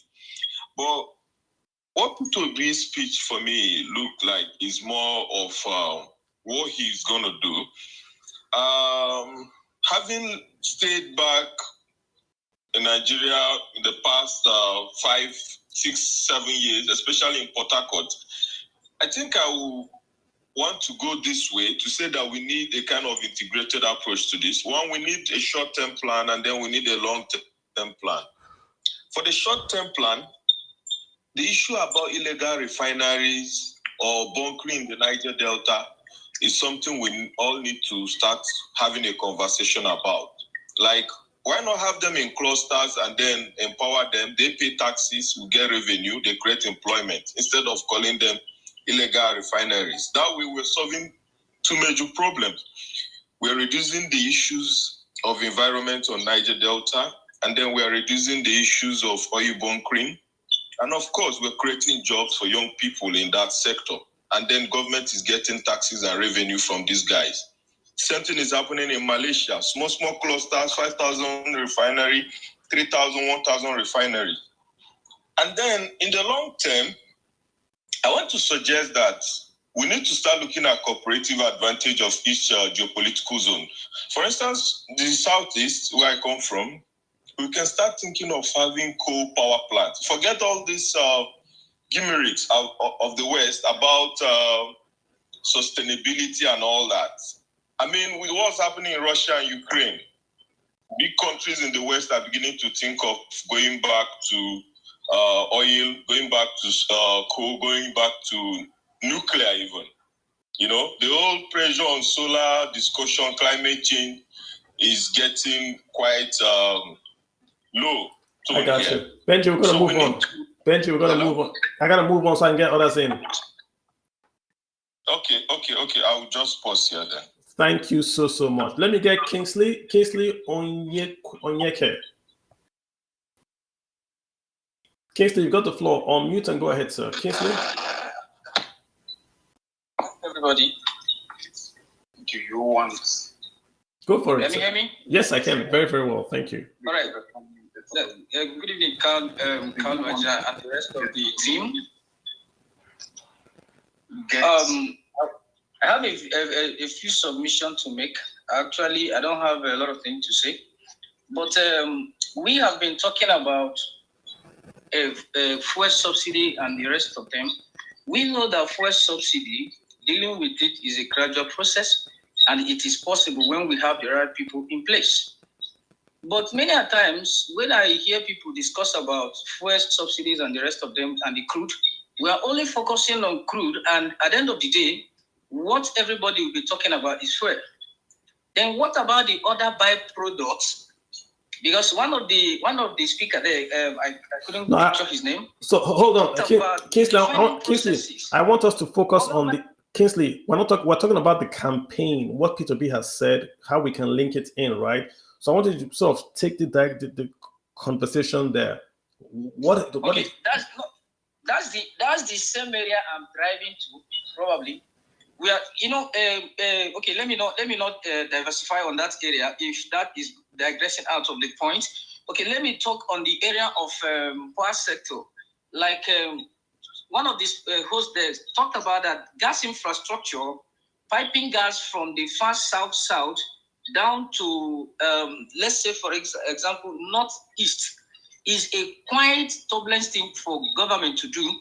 So my question is it possible, because Mr. P2B has gone to Egypt and he has actually studied the energy sector, and he went there with the technical know-how and how he can actually implement all those things.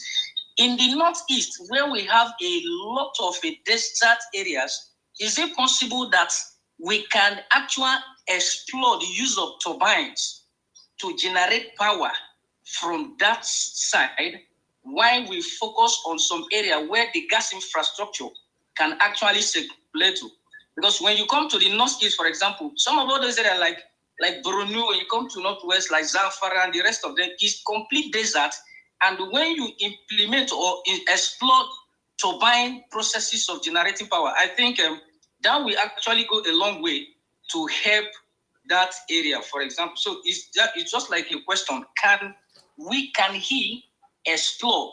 If he has not actually put that in place, is it possible that such can be implemented? I got you. Thank you. I hear you. So let's move on to I've got Sarah Weber. Sarah Weber, did I get her name right? Sarah Weber. Sarah Weber, you going once, going twice. Okay. Hi. Good evening. How you doing, sir? Go for it. Very fine, thank you. Thank you for having me on this, to come up to speak. I'm very happy that this space is coming up. I'm happy with the topics, with the line of conversation, and for paucity of time, I just want to quickly go into three major topics, and I'll start with the fuel subsidy question and how Peter Obi approached it, especially. I think, as many of us already know, the entire fuel subsidy regime is one of Nigeria's biggest, corruptions, if you want to look at it that way. And the reason why it's like that is because the fuel subsidy regime is a reflection of the Nigerian state. So when people talk about, how is there so much graft in this system? How is it that the same set of people keep on taking, all the profit out of here, and it's the average Nigerian who is bearing the brunt of all this? That's exactly what Nigeria was meant to be. So it's just fulfilling, the purpose that the template was built on is meant to fulfill. But that being said, I think there are a few things that we're losing sight of. The first is that already Nigeria has a plan to not pay any subsidy from, I think, July. July of what year? July of what year? That's July next year. So the budget for next year has an almost automatic cutoff for subsidy payments in June. No, but are you sure? Are you sure about that? Wins, no, hold on. Are you sure about that? Because the budget, they gave two scenarios. They gave a month-to-month budget, and they gave a June budget. So they actually did the budget for 6.7 for the whole 12 months. Then they gave those two scenarios. Yes. Yeah. So it's there. What they've done is that they've said that the subsidy payment for the entire 12-month process is supposed to be that 6-point-something trillion. And then they said that they are only going to put in the budget about 3-point-something trillion for those 6 months. And it's the same thing with many other.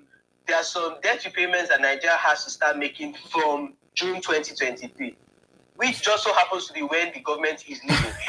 And I see where you're going with have this. to come in and deal with that entire mess. But at first, I thought it was a problem, but it's not so much of a problem, because if Peter Obi wins, hopefully, if he wins and then he gets into office May 29, 2023, so he's starting. Let's assume he starts work June 1st. You have what will basically be the largest goodwill that any Nigerian president or any Nigerian presidency has come into office with, right? Coupled with an extremely terrible economic situation that Nigerians have gone through for the last 7 years, and in fact for the last 3 years specifically. What that creates for a president, Peter Obi, hopefully, is the opportunity to end the subsidy regime once and for all. We missed it in 2012.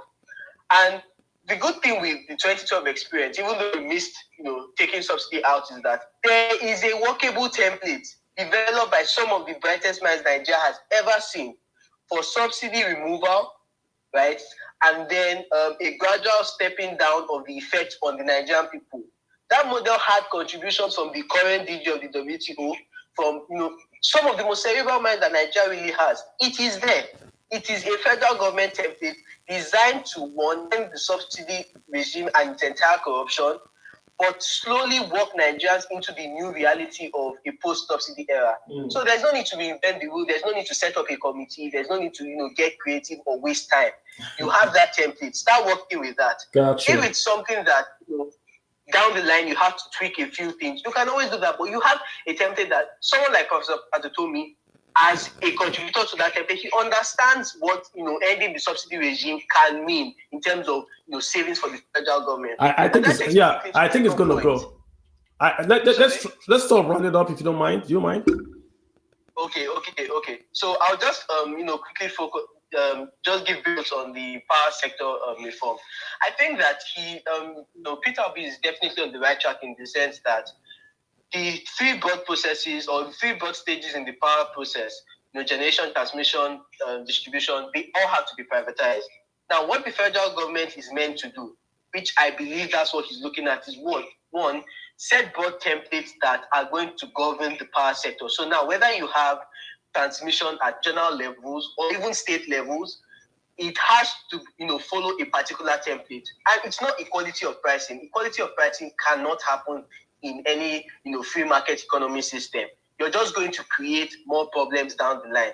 But what you have is that, okay, if your pricing is going to be, let's say, 600 basis points above the cost of generating and distributing that electricity, then let it be that. So that if in Lagos it costs you 500 and then in Kano it costs you 200, you know the bounds within which you can set your pricing. They don't have exploitation of market users. So one, you set those boundaries.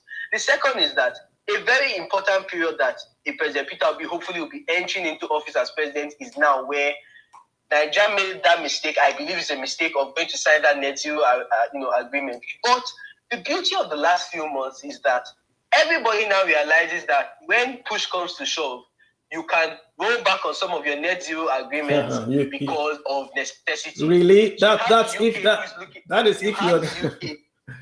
is if you're the UK or the US, not Nigeria. No, well, I mean, we need a capital, right? Back into fracking. They're basically saying, okay, necessity has forced us to go back into fracking. But you have other countries who are firing up coal plants, who are rolling back on their, avoidance of nuclear power. So what it presents as an opportunity for a country like Nigeria is the opportunity to say, basically, look, the net zero agreement has some lost goals, and it aims to roll back on some of the effects of global warming. We are not the greatest contributors to global warming, and we have serious power crisis that you can also understand, where we're coming from with this agreement. And it's not something that's so absurd. When Vice President Professor Yemi Osinbajo went to the United States, I got you. So I'm so sorry. Let me get to that was the same line of reasoning that he took, and that's the same. Let me get Okwa, Law Comelo. Go ahead, sir. I have Olisa, and we're just going to shut it down. Yeah, good evening. Can you hear me? Yes, I can. Hello, can you hear me? I can hear you, sir. Go ahead. I can hear you, sir. Go ahead. Okay, so I wanted to just point out a few points. The first one is that I believe Peter Obi has the will which has been lacking in the past leaders to tackle corruption, and that's what is actually even more important than any policy documents, because in the past, a lot of policy documents have been generated, but that will to be able to follow through hasn't been there. And that's why I believe it will make great change than all the past leaders we've had. Then secondly, with regards to fuel subsidy removal, data gathering is the first step that we really need to focus on, because we do not know how much we are actually even importing in the first place before we start even talking about how much is being stolen. So we need to first of all get that first, so that we can quantify what we are actually spending on subsidy. Now, lastly, I don't think subsidy is a complete scam. When people say scam, sometimes people say if you remove subsidy, they say it with the belief that the price may not move too far. But the truth is that the global price of PMS currently is actually around $1. So what it means is if you remove the subsidy completely, we're going to be buying fuel at roughly 700 naira at the pump. And I can assure you that there's no amount of social reform that we'll be able to do fast enough to tackle the effect it will have. So for me personally, I would suggest a staged removal of the subsidy. For example, the pump price can increase by 100 naira every year. So, and by doing that in like 4 years' time, we should have gotten to the pump price that is at market value.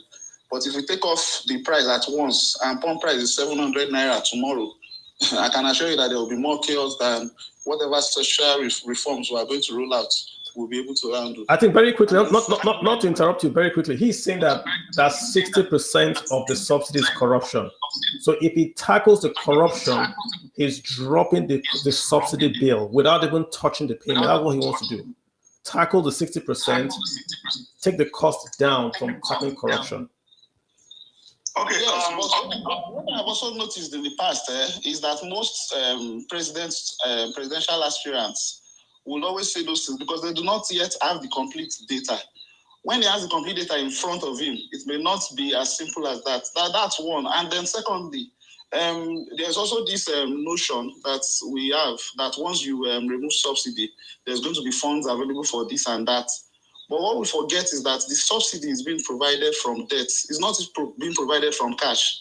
So if you are looking at the economy as a whole, I don't understand that. Subsidy from debt. Could you explain that, it doesn't please? necessarily mean hold up. Whatever. So if we are looking at the economy as a whole and we're trying to cut down our debts, we should actually be... Hello, sir. Could you explain what you mean by subsidy from debt, not cash? Could you explain that, sir? Sorry. Could you unmute and explain what you mean by subsidy from debt? I'm not sure I got that clearly.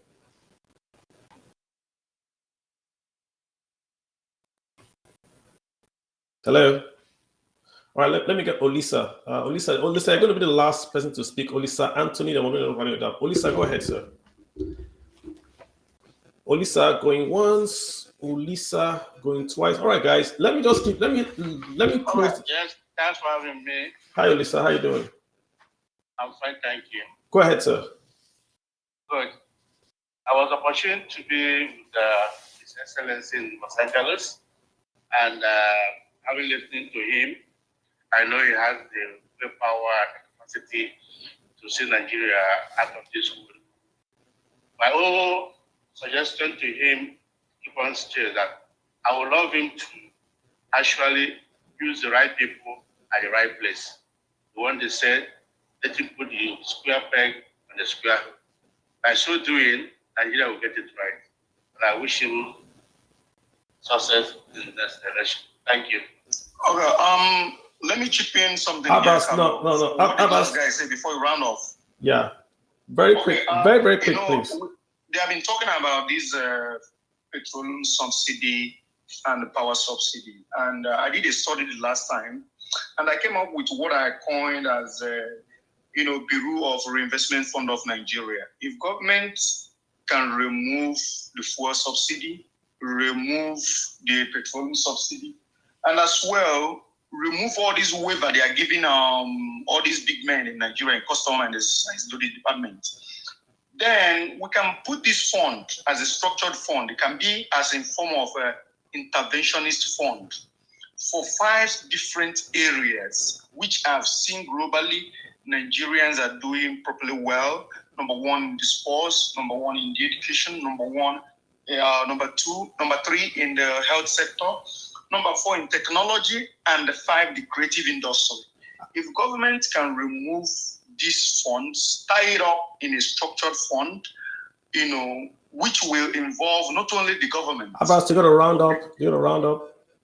Okay, but the labor also will be involved. Every other players in the industries will be involved. They will help it to tackle the issue we are having in education massively. Issue we are having in the the health sector, the sports, everything will be tackled because all this fund goes into the right place where it is properly needed, and it will be managed by multi-layer industry players. All right, thank you so much for that. Thank you, I appreciate you saying that.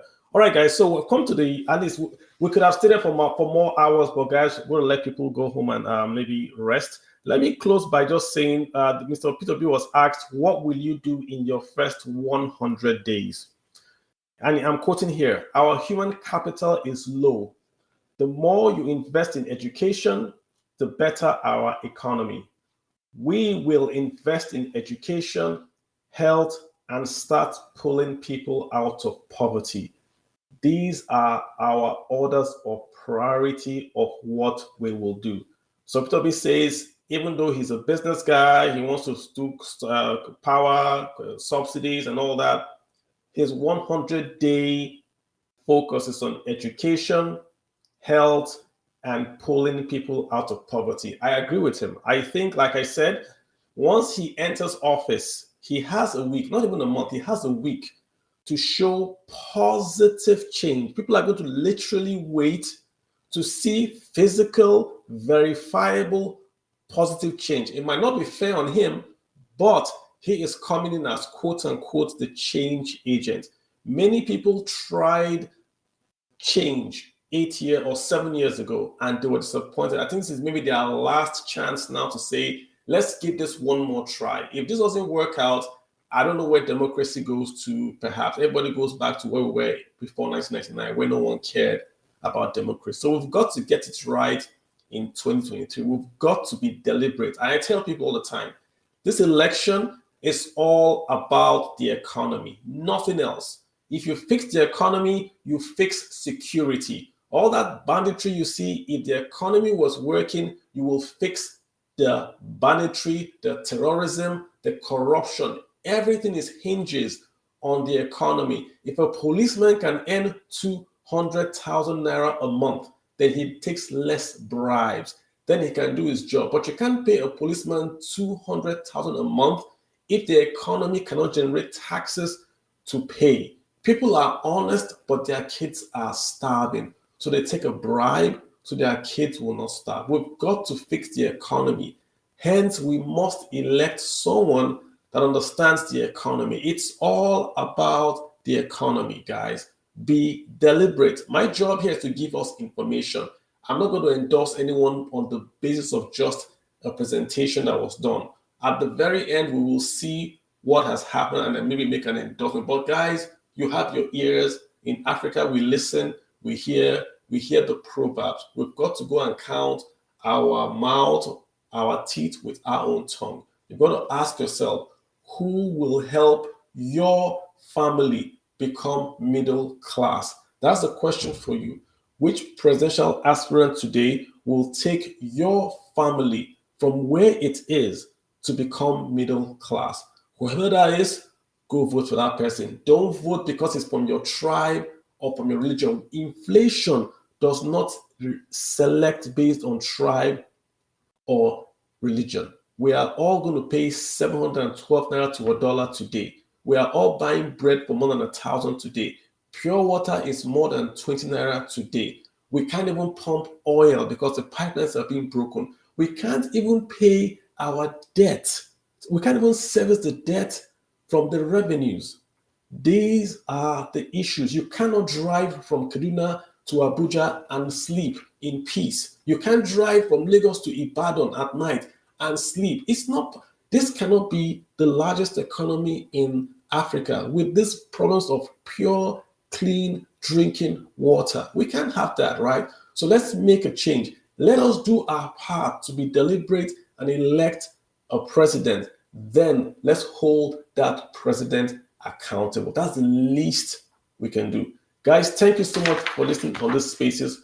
As we get, if the next person we're going to wait for is the Bola Ahmed Tinubu. He's to come. I think he was postponed. If he comes on to the LCCI, we'll also do the same spaces for him as well. We won't do proxy. We want the presidential candidate to come himself and talk so that we can hold him accountable. No proxy. Thank you so much, guys. Enjoy the rest of your day. My name is Carl.